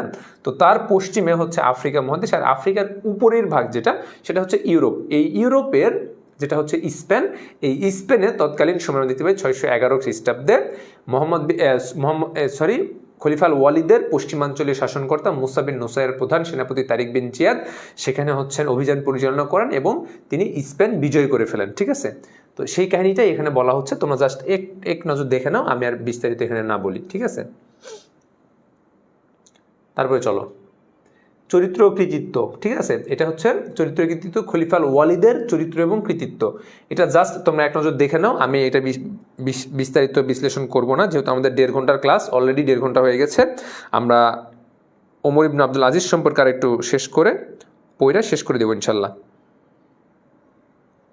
তারপরে চলো এখন আসো ওমর ইবনে আব্দুল আজিজ। ঠিক আছে, তাহলে এইখানকার মধ্যে আমাদের অনেক গুরুত্বপূর্ণ দুটি পার্ট আমরা দেখতেছি। প্রথমে পড়েছি খলিফা আব্দুল মালিক সম্পর্কে পড়েছি, তারপরে পড়তেছি খলিফা ওয়ালিদ পরবর্তীতে যদি আমরা উমাইয়া খিলাফত বিশ্লেষণ করতে চাই, তাহলে সবচাইতে গুরুত্বপূর্ণ যেটা সেটা হচ্ছে কি ইসলামের পঞ্চম খলিফা খ্যাত, তার নাম কি? ওমর ইবনু আব্দুল আজিজ, যাকে উমাইয়ার সাধু বলা হয়ে থাকে। তিনি ধার্মিকতার যেই মানে ইসলামকে যে প্র্যাকটিসিং লাইফে যে ইসলামকে লিড করা, তিনি ইসলামকে প্র্যাকটিস করতেন। ঠিক আছে, রূপা আজকে সারা রাত ক্লাস হবে। আচ্ছা, তোমরা যদি থাকতে পারো ভাইয়ার সমস্যা নেই। ঠিক আছে, ভাইয়া যদিও মানে একটু অসুস্থ তবেও সমস্যা নাই। ঠিক আছে,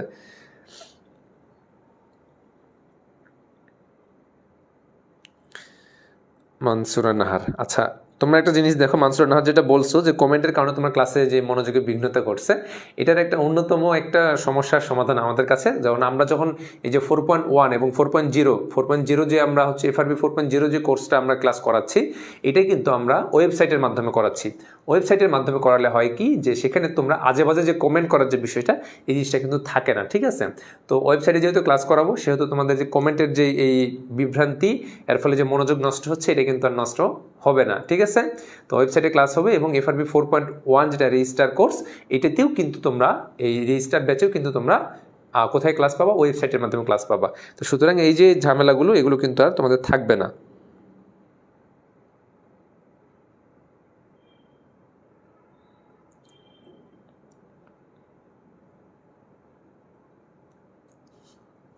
আচ্ছা ভাইয়া, যেটা পড়াচ্ছিলাম যে খলিফা ওমর ইবনে আব্দুল আজিজ, তাকে দ্বিতীয় ওমর কেন বলা হয়ে থাকে? দ্বিতীয় ওমর বলা থাকে মায়ের দিক থেকে তিনি হচ্ছে ওমর রাদিয়াল্লাহু আনহুর বংশের সাথে সম্পর্কযুক্ত, এটা একটা বিষয়। আরেকটা বিষয় হচ্ছে যে তিনি ইসলামী খিলাফতে অর্থাৎ উমাইয়া খিলাফতের ইসলামী শাসনকর্তা হিসেবে খলিফা হিসেবে যখন নিযুক্ত হন, তখন তার সাম্রাজ্যকে তিনি খোলাফায়ে রাশেদার আদলে তিনি পরিচালিত করেছিলেন। খোলাফায়ে রাশেদার আমলে, খোলাফায়ে রাশেদা বলতে আবু বক্কর, ওমর, উসমান, আলী রাদিয়াল্লাহু আনহু যেভাবে খিলাফত পরিচালনা করতেন তিনি ঠিক সেভাবে পরিচালনা করার অভিপ্রায় ব্যক্ত করেছিলেন। এই কারণে তাকে ইসলামের পঞ্চম খলিফা বলা হয়ে থাকে। তিনি মূলত বেশ কিছু তার সংস্কারগুলো করেছিলেন। তার মধ্যে অন্যতম একটা হচ্ছে কি, যারা হচ্ছে নবমুসলিম ছিলেন বা যারা হচ্ছে যে ইসলামী রাষ্ট্রে যারা হচ্ছে যে অমুসলিম ছিলেন, তাদের যেহেতু নিরাপত্তা কর দিতে হতো জিজিয়া, এবং ফসলের উৎপাদিত কর দিতে হতো, যেটা আমরা যেটা মুসলমান হিসেবে ওসর দেই, আর হিন্দুদের জন্য বা বিধর্মীদের জন্য যেটা ছিল খারাজ, তিনি সেই খারাজের যেই মাত্রাটা, পরিমাণটা বা পার্সেন্টেজটা তিনি অনেকটাই কমিয়ে দেন। এর মূল উদ্দেশ্য ছিল কি, ইসলামে বা ইসলাম ধর্মে তাদেরকে আকৃষ্টকরণ, ঠিক আছে। এবং ওসরের যে বিষয়টা, ওসরের বিষয়টাও তিনি কমিয়ে দিয়েছিলেন, ঠিক আছে। ওসরের যে পার্সেন্টেজ ছিল যে 10 ভাগের 1 ভাগ, যেটা হচ্ছে প্রাকৃতিক নিয়মে, যেটা যদি চাষাবাদ হয় বৃষ্টির মাধ্যমে, বা আরেকটা ছিল 20 ভাগের 1 ভাগ, তিনি সেখানেও কিন্তু অনেকটা লাঘব করে দিয়েছিলেন। এর ফলে কি হয় যে তার আমলে আমরা দেখতে পাই যে ইসলামের প্রতি মানুষের যে বিধর্মীরা যারা ছিল তাদের প্রতি একটা আকৃষ্টকরণ ছিল। তিনি বেশ কিছু সংস্কার করেছিলেন। এ কারণে তাকে হচ্ছে যে ওমর ইবনে আব্দুল আজিজকে অনেক ক্ষেত্রে বলা হয়ে থাকে যে তিনি উমাইয়া খিলাফতের পতনের অন্যতম কারণ। আসলে না, আমরা যদি উমাইয়া খিলাফত ভালো করে পড়ি তাহলে দেখব যে ওমর ইবনে আব্দুল আজিজ উমাইয়া খিলাফতের যেই সুসংহত যে নীতি বা উমাইয়া খিলাফতকে তিনি যেই শান্তি শৃঙ্খলার মাধ্যমে প্রতিষ্ঠা করতে চেয়েছিলেন, এর ফলে তিনি এই খারাজের যে মাত্রা সেটা কমিয়ে দিয়েছিলেন। হ্যাঁ, আচ্ছা দেখো, আমরা সাইড অনুযায়ী এক নজর শুধু একটু দেখি। ওমর ইবনে আব্দুল আজিজের মূল যেটা বিষয় সেটা হচ্ছে রাজস্ব সংস্কার, ঠিক আছে। রাজস্ব আয় বৃদ্ধির লক্ষ্যে খারাজ এবং জিজিয়া কর আরোপ করেন। মুসলমানগণ খারাজের 1 অংশের পরিবর্তে 1/10 প্রদান করত, ঠিক আছে। মানে 5 ভাগের 1 ভাগ যেটা দেওয়া, সেখান থেকে না দিয়ে তারা 10 ভাগের 1 ভাগ, মানে তাদের প্রতি তিনি অনেকটা সহজ করে দিয়েছিলেন। আর কি ভূমি রাজস্বের পরিবর্তে তাদের উৎপন্ন দ্রব্যের 1/10 ওসর দিত। ওকে, আর কি তিনি আরও নির্দেশ দেন, যদি কোনো অমুসলমান ইসলাম গ্রহণ করে শহরে যেতে চায় তাহলে তার গ্রামের জমি কোনো অমুসলমান ভাইকে দিয়ে যেতে পারবে। যাই হোক, এগুলো বিভিন্ন বিষয় তিনি সংস্কার করেছিলেন। শেষ করবেন না নাকি? শেষ করে দিব ভাই, আর হয়তো কিছুক্ষণ।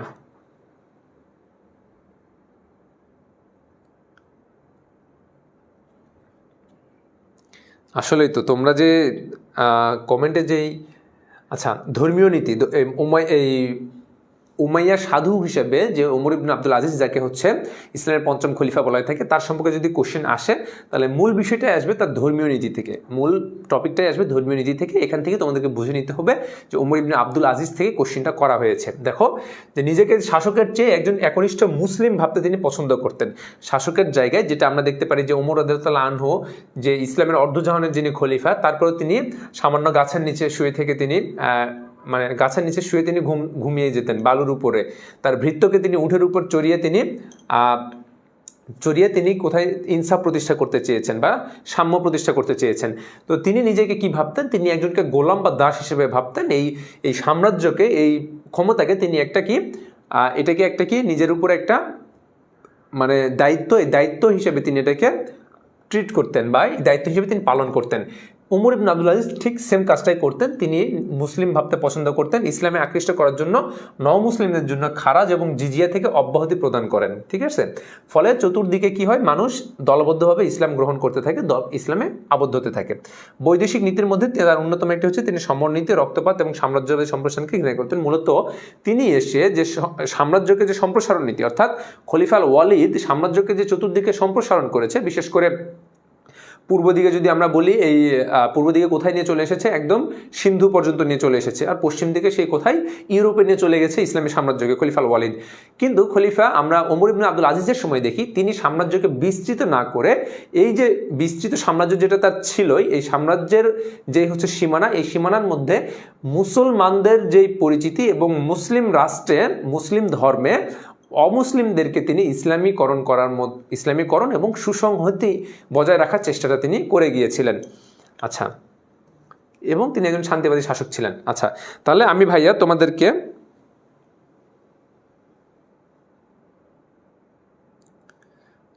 তোমরা যারা আছো, আমি দেখো ভাইয়া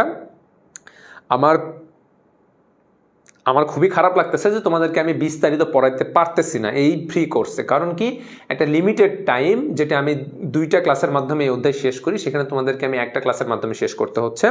বা আরেকটা বিষয় হচ্ছে যে বিস্তারিত আলোচনা যেটা করবো, সেই আলোচনাটা আমি করতে পারতেছি না, ঠিক আছে, যেহেতু লিমিটেড টাইম। এখন তোমাদেরকে একটু বলি যে FRB 4.1-এ যারা 4.0-তে আছো তারা তো ক্লাস পাবাই, আর যারা 4.1-এর রেজিস্টার ব্যাচে ভর্তি হবা তারা কিন্তু বিস্তারিত ক্লাস পাবা, ঠিক আছে। এবং আমাদের মানবিকের একমাত্র প্ল্যাটফর্ম, যেখানে আগেই বলেছি যে তোমাদের যে 13টা সাবজেক্টেরই কোর্স ইনস্ট্রাক্টর পাবা, টিচার তোমাদের ক্লাস নেবে লাইভে, এবং তোমরা পূর্ববর্তী যে পরীক্ষা ছিল সে পরিবার রেকর্ডিং যে ক্লাস, সেই ক্লাসটা কিন্তু পাবা। আচ্ছা দেখো, এতক্ষণ যেটা পড়ালাম মূল বিষয় এই উমাইয়া খিলাফত সম্পর্কে তোমরা যদি ধারণা যদি কারো না থাকে, তাহলে আবার বলতেছি, উমাইয়া খিলাফতের আমরা মূলত 5জন শাসক সম্পর্কে পড়লেই, 5জন খলিফা সম্পর্কে পড়লেই ইনশাল্লাহ কি হয়ে যাবে, উমাইয়া খিলাফত ক্লিয়ার হয়ে যাবে। প্রথম হচ্ছে খলিফা হযরত মুয়াবিয়া রাদিয়াল্লাহু আনহু, তিনি উমাইয়ার শাসন প্রতিষ্ঠা করেছিলেন, উমাইয়া রাজবংশ প্রতিষ্ঠা করেছিলেন, এক। তারপরে কি তারপরে ইয়াজিদ আসে, ইয়াজিদ এবং হোসেন রাদিয়াল্লাহু আনহুর যে কারবালার শাহাদতের কাহিনী, এটা তোমরা পড়বা, এখান থেকেও কিন্তু সিকিউ আসার সম্ভাবনা অনেক থাকে।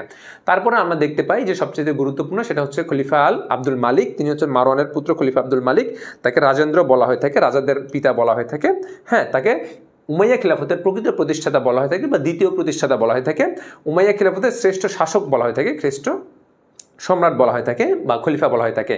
তো তার শাসনামল আমরা দেখি যে রাজস্ব সংস্কার এবং রাষ্ট্র সংস্কারের ক্ষেত্রে তার বেশ কিছু অবদান ছিল, সেই সম্পর্কে আমরা দেখতে পারি। এটা অনেক গুরুত্বপূর্ণ সিকিউর জন্য, MCQর জন্য সেম, ঠিক আছে। তারপরে আমরা দেখতে পারি কি সবচেয়ে গুরুত্বপূর্ণ খলিফা আল ওয়ালিদ, যেটা উমাইয়া খিলাফতের স্বর্ণযুগ বলা হয়ে থাকে যে শাসনামল, সেটা হচ্ছে খলিফা আল ওয়ালিদের শাসনামল।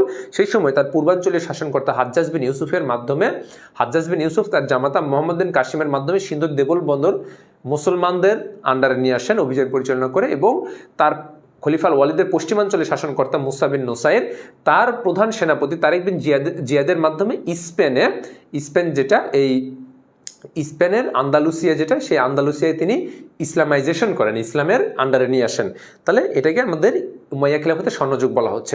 তৎপরবর্তীতে আমরা যদি দেখি যে খলিফা আল ওয়ালিদের পরে যদি সবচেয়ে গুরুত্বপূর্ণ যেটা উমাইয়া খিলাফতের একজন শাসক, যেখান থেকে বারবার বিগত সনে বোর্ড কোশ্চিনে সিকিউ এসেছে, তিনি হচ্ছেন খলিফা ওমর ইবনে আব্দুল আজিজ, যাকে ইসলামের 5ম খলিফা বলা হয়ে থাকে, তাকে উমাইয়া সাধু পুরুষ বলা হয়ে থাকে, ঠিক আছে। তার অন্যতম অবদান হচ্ছে তিনি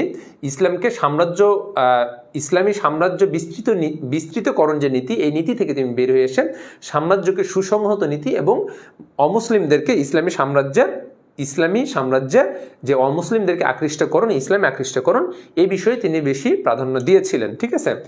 কনসেপ্ট ক্লিয়ার? এখন আসো আমরা কিছু MCQ সলভ করব। MCQ সলভ করে তোমাদেরকে দেখাই দিব, এতক্ষণ যা পড়াইলাম বক করলাম তোমাদের সামনে, এটা কি আদৌ সিকিউ কোনো বোর্ডে আসছিল কিনা এটা তোমাদের একটু দেখাই দিব, দিয়ে শেষ করে দেবো ইনশাল্লাহ।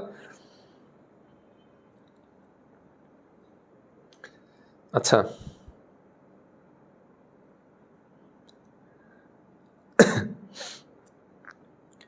দেখো, কোন মুসলিম সেনাপতি স্পেন জয় করেন?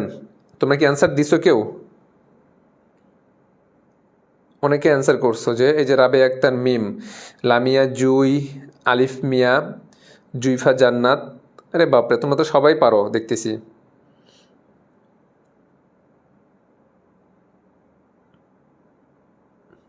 ওকে, তোমরা সবাই পারো এটা, সেটা হচ্ছে তারিক বিন জিয়াদ। তারপরে চলো, কুব্বাতুস সাখরা কে নির্মাণ করেন? কুব্বাতুস সাখরা কে নির্মাণ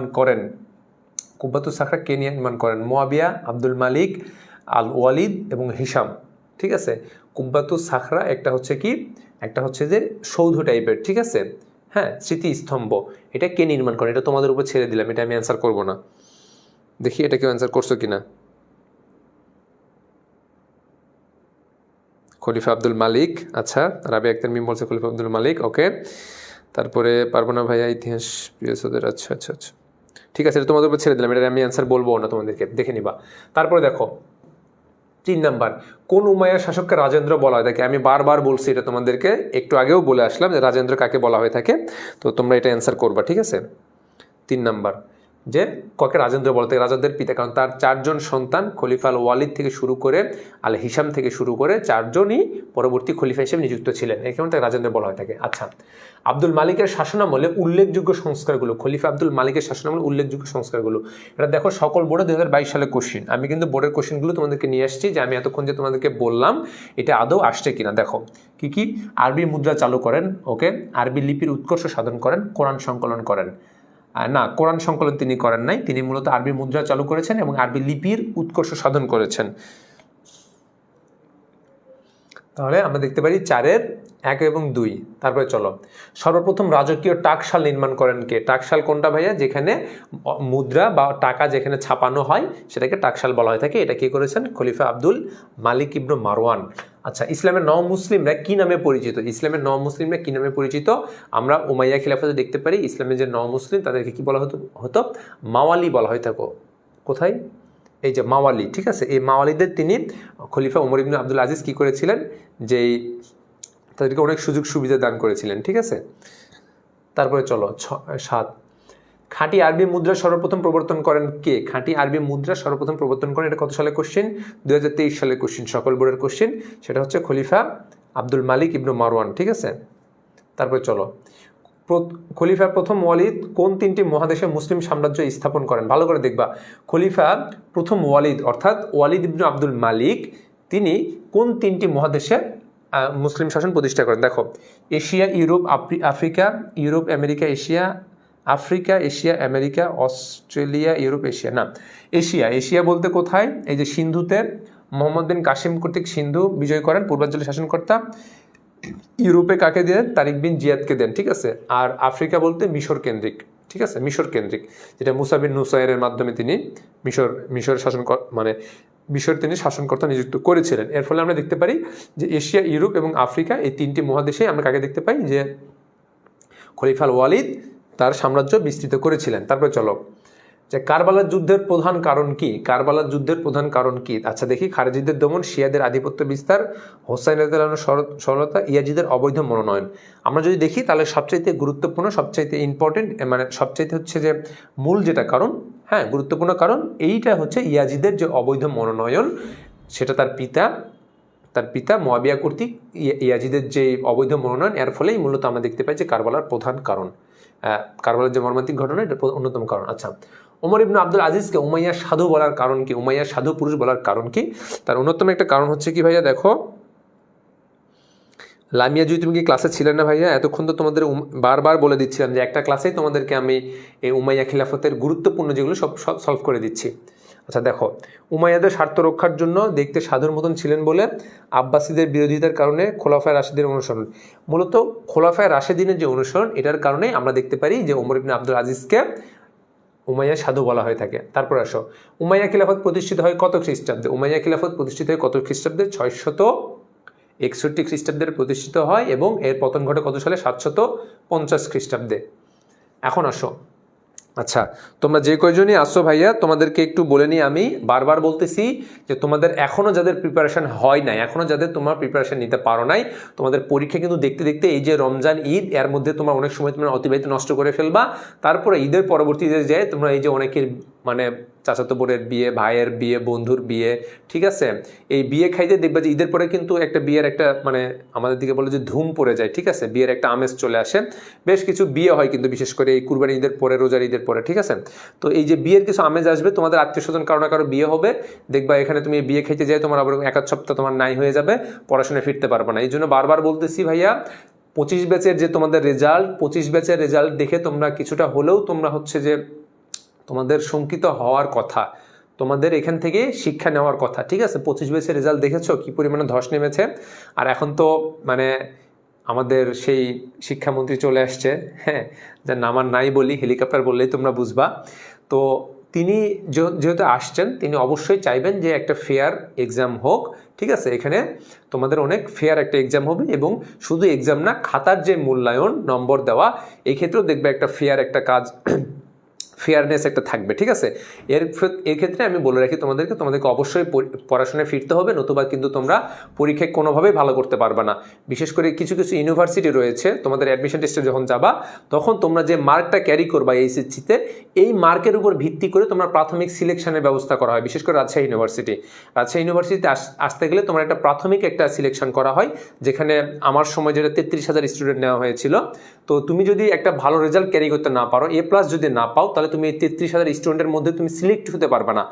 অর্থাৎ তোমার যদি রেজাল্ট খারাপ হয় তাহলে তুমি পরীক্ষা দেওয়ার সুযোগই পাচ্ছ না। পরীক্ষা দেওয়ার সুযোগ পাইলে তো তোমার মেধাকে বিকাশ করতে পারবা, সেই সুযোগটাও পাবা না যদি তোমার একটা ভালো রেজাল্ট না থাকে। আর ভালো রেজাল্ট পাইতে গেলে অবশ্যই একটা ধারাবাহিক একটা পড়াশোনার মধ্যে আসতে হবে, যেটা তোমাদের কোনো একটা ইনস্ট্রাক্টর বা কোনো একটা প্রতিষ্ঠান, কোনো একটা প্ল্যাটফর্মের দ্বারাই তোমাকে তাদের আন্ডারে থাকতে হবে।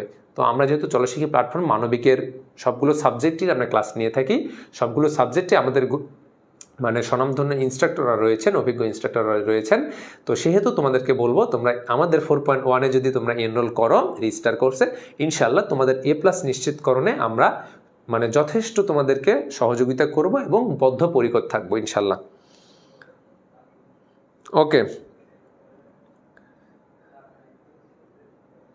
ফাউজিয়া কি বলছে যে কাজিনের বিয়ে এবং আমার চাচুরও বিয়ে। হ্যাঁ, বিয়ে খাইতে খাইতে দেখবা যে পরীক্ষার একদম সন্নিকটে চলে আসে, মাথায় কিছু ঢুকবে না।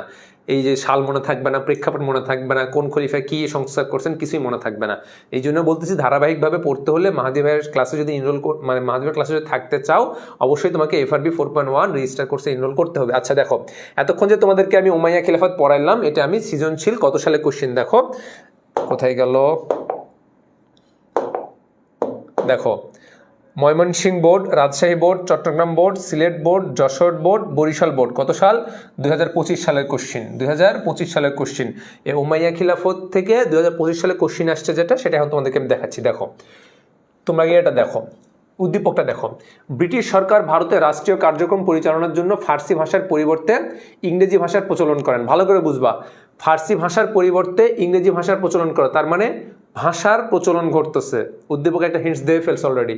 তারপরে ফলে ভারতের মুসলমানদের বৃহদাংশ ইংরেজি না জানার কারণে চাকরি হারান এবং মুদ্রার ক্ষেত্রেও তারা প্রচলিত মুদ্রা বাতিল করে নতুন উপনিবেশিক মুদ্রা ব্যবস্থা চালু করেন। তাহলে এখানে আমরা দুইটা হিন্টস পাইছি, একটা হচ্ছে কি মুদ্রা ব্যবস্থা, নতুন মুদ্রা ব্যবস্থা চালু করেন, আরেকটা কি যে ভাষার পরিবর্তে ইংরেজি ভাষা, তার মানে নতুন ভাষার প্রচলন করেন, সেটা রাষ্ট্রীয় কার্যক্রম পরিচালনার জন্য। ভালো করে বুঝবা, রাষ্ট্রীয় কার্যক্রম পরিচালনার জন্য।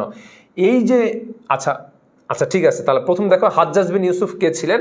হাজ্জাজ বিন ইউসুফ ছিলেন খলিফা উমাইয়া খিলাফতে, ইসলামী উমাইয়া খিলাফতে, ইসলামের যে উমাইয়া খিলাফতের আমরা দেখতে পাই যে খলিফা ওয়ালিদ ইবনে আব্দুল মালিকের পূর্বাঞ্চলে শাসনকর্তা নিযুক্ত ছিলেন হাজ্জাজ বিন ইউসুফ। ওকে, তারপরে দেখো খলিফা আব্দুল মালিককে রাজেন্দ্র বলা হয় কেন? রাজেন্দ্র বলা হয় কারণ তাকে রাজাদের পিতা বলা হয়ে থাকে। খলিফা আব্দুল মালিক ইবনে মারওয়ানের 4 জন সন্তান ছিল। এই 4 জন সন্তানই আমরা পরবর্তীতে দেখতে পাই উমাইয়া খিলাফতের শাসক হিসেবে বা খলিফা হিসেবে নিযুক্ত ছিল। এই কারণে তাকে রাজেন্দ্র বা রাজাদের পিতা বলা হয়ে থাকে, ঠিক আছে। আচ্ছা, তারপর দেখো ব্রিটিশ মুদ্রা ব্যবস্থা সংস্কারের সাথে উমাইয়া খলিফার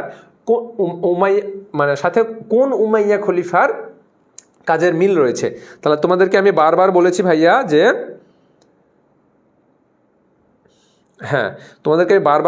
যে উমাইয়া খিলাফতে খলিফা আব্দুল মালিক থেকে যদি কোশ্চিন আসে তাহলে কি থেকে আসবে? তার হচ্ছে মুদ্রা ব্যবস্থা, কিংবা হচ্ছে তিনি যে রাষ্ট্রীয় কাজে যে আরবি ভাষাকে তিনি যে আরবি ভাষাকে তিনি রাষ্ট্রীয় বা কার্যকলাপ বা রাষ্ট্রীয় হচ্ছে কার্যক্রম পরিচালনার জন্য যে তিনি ভাষাকে নিযুক্ত করেছিলেন আরবিকে, এখান থেকে কোশ্চিন হবে, ঠিক আছে। তো দেখো এখানে কিন্তু 25 সালের কোশ্চিনে কিন্তু হুবহু চলে আসছে এই দুইটা পয়েন্ট। তাহলে এটাকার কোন খলিফার কাজের সাথে মিল পাচ্ছ? উমাইয়া খলিফা আব্দুল মালিক ইবনে মারওয়ানের মাধ্যমে। আচ্ছা, তাহলে পেয়ে গেছো, আমি যেটা পড়াইছি তোমাদেরকে দেখাই দিলাম। তারপর দেখো উদ্দীপকের আলোকে খলিফা আব্দুল মালিকের ভাষা সংস্কারের উদ্দেশ্য এবং ফলাফলের বৈসাদৃশ্য নিরূপণ করো। মানে বলা হচ্ছে ভাষা সংস্কার মানে আরবি ভাষা যেটা, এই আরবি ভাষাকে তিনি রাষ্ট্রীয় কাজে কেন ব্যবহার করেছিলেন? তার মূল উদ্দেশ্য ছিল কি, যে যেহেতু ইসলাম মূলত আরবি ভাষা কেন্দ্রিক, ইসলামটাই মূলত আরবি ভাষা কেন্দ্রিক, কারণ ইসলামের মূল সোর্স তারা মানে খিলাফতের খলিফা হিসেবে নিযুক্ত থাকলেও ইসলামের মূল সোর্স কি? আল কোরআন, আল হাদিস। আল কোরআন এবং আল হাদিস এই দুটার মূল ভাষাটা কি? মূল ভাষাটাই কি? আরবি, ঠিক আছে না? তাহলে তিনি রাষ্ট্রীয়ভাবে এই ভাষাটাকে তিনি ব্যবহারের জন্য আদেশ করেছিলেন। এই কারণটা হচ্ছে যে আরবি ভাষা কেন্দ্রিক যখন মুসলমানরা আকৃষ্ট হবে তখন এই আরবি ভাষার ব্যুৎপত্তি জ্ঞান তারা অর্জন করবে, এতে করে কোরআন হাদিস বুঝতে সুবিধা হবে।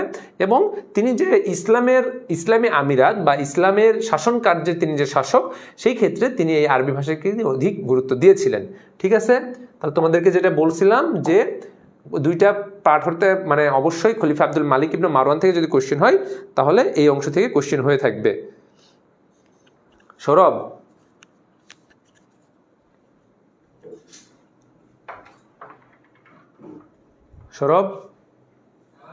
একটু আসো তো। চলো আমরা দ্বিতীয় সৃজনশীলে চলে যাই। আচ্ছা, দ্বিতীয় সৃজনশীলটা দেখো, এটা কত সালে আসছে ভালো করে দেখবা।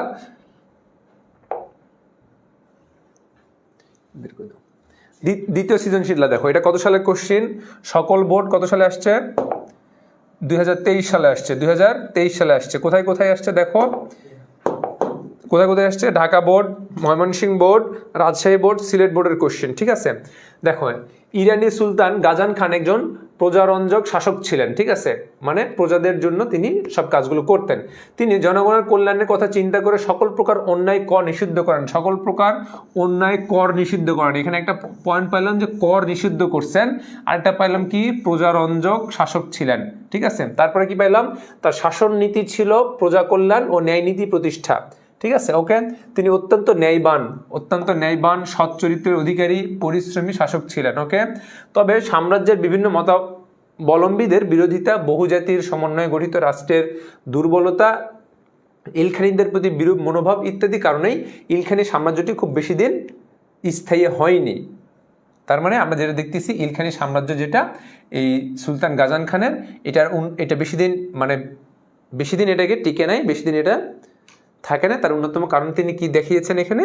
যে বিরূপ অন্যান্য ধর্মাবলম্বী যেগুলো, কোথায় গেল? বহুজাতির সমন্বয়ে গঠিত রাষ্ট্রের দুর্বলতার কারণে এই সাম্রাজ্যটা বেশি দিন টিকে নাই। আচ্ছা, কত সালে উমাইয়া খিলাফতের পতন ঘটে? যেই সাল থেকে আব্বাসী খিলাফত শুরু হয় তখনই উমাইয়া খিলাফতের পতন ঘটে, 750 খ্রিস্টাব্দ, ঠিক আছে? 750 খ্রিস্টাব্দ। আচ্ছা, কোন উমাইয়া খলিফাকে আশীর্বাদের চাবি বলা হয়ে থাকে? ঠিক আছে, এখানে আশীর্বাদের চাবি বলা হয়ে থাকে, যেটা হচ্ছে খলিফা কি বলা হচ্ছে? ওমর ইবনে আব্দুল আজিজের পূর্ববর্তী একজন শাসক ছিলেন, যিনি ছিলেন খলিফা আল মালিকের যে তিনি রাজেন্দ্র বলা হয় থাকে, তার অন্যতম একজন সন্তান। আমি নামটা আজকে তোমাদেরকে বলবো না। তোমরা যদি আমার পেইড ব্যাচে আসো তাহলে এই যে কোশ্চিনটা চলে আসছে, এই কোশ্চিনগুলো তোমরা সলভ করতে পারবা কিন্তু বিস্তারিত ক্লাস করলে ইনশাল্লাহ, ঠিক আছে? তারপর এখন আসো, এই খ নাম্বার তোমাদের জন্য আমি রেখে দিলাম, এখান থেকে আমি তোমাদেরকে এটার অ্যান্সার দিব না। তারপরে আসো, গাজান খানের শাসন নীতির সাথে কোন উমাইয়া খলিফার শাসন নীতির মিল রয়েছে? তাহলে তিনি কি ছিলেন? প্রজারঞ্জক ছিলেন আর কর নিষিদ্ধ করেছিলেন। তিনি অত্যন্ত প্রজা কল্যাণ এবং ন্যায় নীতির প্রতিষ্ঠা এবং ন্যায়বান সচ্চরিত্রবান ছিলেন। এটা উমাইয়া যখনই ধার্মিকতার দিকে আসবে, ন্যায় নীতি সম্পন্ন, তখনই তোমরা চোখ বন্ধ করে এখানে অ্যান্সার করবা কি? উমাইয়া খলিফা। ইসলামের পঞ্চম খলিফাকে তো ওমর ইবনে আব্দুল আজিজের নাম। ওকে, তারপরে এখন আসো, তাহলে এখানে ওমর ইবনে আব্দুল আজিজকে ইন্ডিকেট করা হয়েছে, যেটা তোমাদের একটু আগেই বলেছি। এখন আসো, উদ্দীপকে বর্ণিত কারণগুলোর আলোকে উমাইয়া খিলাফতের পতনের কারণগুলো বিশ্লেষণ করো। মানে উমাইয়া খিলাফতের কতিপয় ঐতিহাসিকগণ বলেন উমাইয়া খিলাফতের পতনের অন্যতম কারণ ছিল হচ্ছে খলিফা ওমর ইবনে আব্দুল আজিজ, তার হচ্ছে সহজ সরল এবং হচ্ছে রাষ্ট্রীয় যেই করগুলো, এই করগুলো লাঘব করার কারণে, এবং তিনি রাষ্ট্রের যে সম্প্রসারণ নীতি, এই সম্প্রসারণ নীতি থেকে বের হয়ে আসার কারণে তার এই উমাইয়া খিলাফতের পতন ঘটেছে। এটা অনেক ঐতিহাসিকগণ বলে থাকে। এরই প্রেক্ষিতে এখানে বলা হচ্ছে যে কারণগুলো এখানে দেখা হয়েছে, বহুজাতিক সমন্বয়ে গঠিত রাষ্ট্রের মধ্যে যিনি ভিন্ন ধর্মাবলম্বী যারা ছিলেন, মতাবলম্বী যারা ছিলেন, তাদের বিরোধিতা এবং বিভিন্ন কারণগুলো যেখানে এখানে ইন্ডিকেট করা হয়েছে, তোমাদের কিন্তু এই কারণগুলো এখানে বিশ্লেষণ করে বুঝিয়ে দিতে হবে যে এই কারণগুলোর মাধ্যমে উমাইয়া খিলাফতের পতন ঘটেছিল কি না। যদি ঘটে থাকে তাহলে সেই কারণগুলো তোমরা বিশ্লেষণ করবা যে এই কারণগুলোর কারণে পতন ঘটেছিল, কিন্তু আমরা দেখতে পারি, বা এমনও হতে পারে তোমরা বিশ্লেষণ করে দিবা যে না, আমরা উমাইয়া খিলাফতে এটা দেখতে পারি যে খলিফা যেটা ওমর ইবনে আব্দুল আজিজ তার মাধ্যমে তার এই কারণগুলো, তার এই মানে রাষ্ট্রীয় কার্যক্রম পরিচালনা, তার এই কারণগুলোর মাধ্যমে পতন হয় নাই। তো এই বিষয়গুলো তোমরা, এই যে রূপা আক্তার সোলাইমান হবে ভাইয়া, বাহ, রূপা আক্তার তো দেখতেছি যে পড়াশোনা করছে। ওকে, হ্যাঁ, ইরাকের বন্দীদের মুক্তিদানের জন্য খলিফা সুলাইমানকে আশীর্বাদের চাবি বলা হয়ে থাকে।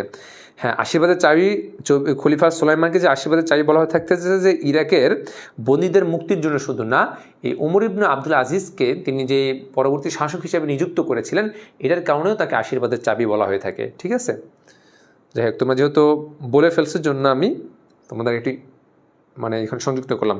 তো ভাইয়া, তোমাদেরকে এই শেষ সময় এসে আবারও বলতেছি, তোমাদের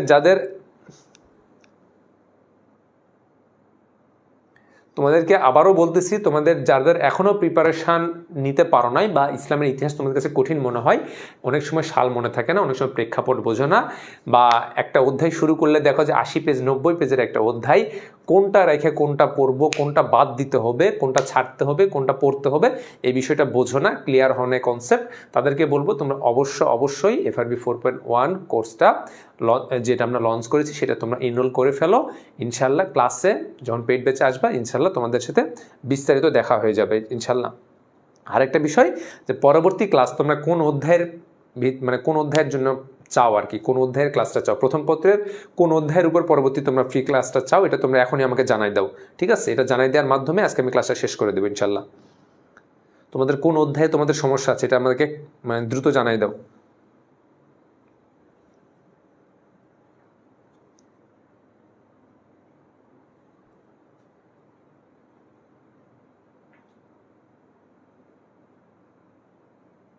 আচ্ছা, রূপা আক্তার কি বলছে, আপনি কি ভাবেন পড়ি না নাকি? না, পড়বা না কেন? এই বয়সটা তো, এই তোমরা যে একটা বয়সটা পার করতেছো না, এই বয়সটা তো অনেক আনন্দের একটা বয়স। এই বয়সে তোমাদের মানে পড়াশোনাতে তোমাদের এই বয়সটা অনেক মজার একটা বয়স, বা হচ্ছে যে দায়িত্ববোধের যে জায়গাটা, তোমরা একবারে হচ্ছে যে school level, high school level পার করে আসছো, বা একবারে হচ্ছে যে উচ্চতর লেভেলে প্রবেশ করবা, এই যে মাঝামাঝি সময়টা তোমরা দায়িত্ব সচেতনতা তোমরা শিখবা, তোমাদের হচ্ছে যে যে শারীরিক যে অবয়ব বা শারীরিক যে গঠন, এই গঠনটা তোমাদের মজবুত হবে, মানসিক ভারসাম্য বা মানসিক স্থিরতা আসবে, তারপরে তোমরা দিন দুনিয়া সম্পর্কে বুঝতে শিখবা, আত্মীয় স্বজনের অধিকার সম্পর্কে মানে আত্মীয় স্বজনের অধিকার সম্পর্কে তোমরা হচ্ছে শিখবা। তো এই বিষয়গুলো তোমরা হচ্ছে যে এই বয়সটায় তোমাদের যে মনের যে উৎফুল্লতা থাকে, ঠিক আছে, মেজাজের যেই ভারসাম্য থাকে, এটা কিন্তু পরবর্তী দিকে তোমরা মিস করবা। বিশেষ করে যে আমি যে লাইফটা এখন আছি, যে মাস্টার্স প্রায় শেষের দিকে, এই লাইফে এসে কিন্তু তোমাদের মধ্যে যে এখন যে মনের যে আবেগ, ভালোবাসা, হ্যাঁ, তোমাদের যে এখন বয়স, ঠিক আছে, এই বয়সে তোমরা মেয়েরা আছে যে অনেক প্রপোজাল পাবা, ছেলেরা অনেক মেয়েকে দেখলেই ভালো লাগবে, কারণ বয়সটাই তোমাদের এরকম আকৃষ্টকরণ। তো তোমাদের এই বয়সটা সব দিক দিয়েই তোমাদের জন্য মানে সুখকর। ঠিক আছে, তোমাদের যে কোনো কিছু ভাবতে তোমাদের ভালো লাগবে, পড়াশোনা করতেও ভালো লাগবে যদি তুমি মনোযোগ দিয়ে পড়াশোনা করো, সব দিক দিয়েই তোমরা একটা অনেক সুন্দর একটা বয়স পার করতেছো। ঠিক আছে, আচ্ছা, তোমরা কি বলছো কোন অধ্যায়? চ্যাপ্টার 5, রাবেয়া আক্তার। ওকে, রূপা আক্তার চ্যাপ্টার 5, লামিয়া জুই 6-7 পঞ্চম অধ্যায়, আসালুজ্জামান পঞ্চম অধ্যায়, রাবেয়া আক্তার মিম চ্যাপ্টার 5 প্লিজ। ওকে, আচ্ছা, রোজা ইসলাম চ্যাপ্টার 5।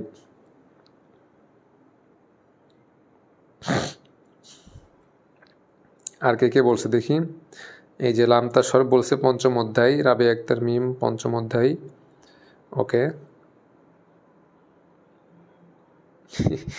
লামিয়া জুই বলছে চোখে সরিষা ফুল, কেন রে ভাই? আচ্ছা ভাইয়া, চ্যাপ্টার 5।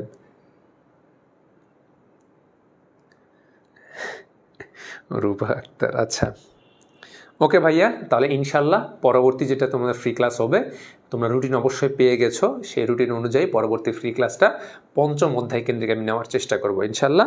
তাহলে ইনশাল্লাহ পরবর্তী ক্লাসে তোমাদের সাথে দেখা হচ্ছে। আর যারা এখনও ভর্তি হও না, FRB 4.1 রেজিস্টার কোর্সে ভর্তি হয়ে যাও, ইনশাল্লাহ ক্লাসে দেখা হবে। তোমরা ভাইয়ার জন্য দোয়া করবা, তোমাদের জন্য আমার প্রাণঢালা অভিনন্দন এবং শুভেচ্ছা এবং দোয়া রইল। ইনশাল্লাহ পরবর্তী ক্লাসে কখনো দেখা হবে। ওমা তৌফিক ইল্লা বিল্লাহ। আসসালামু আলাইকুম ওয়া রাহমাতুল্লাহ।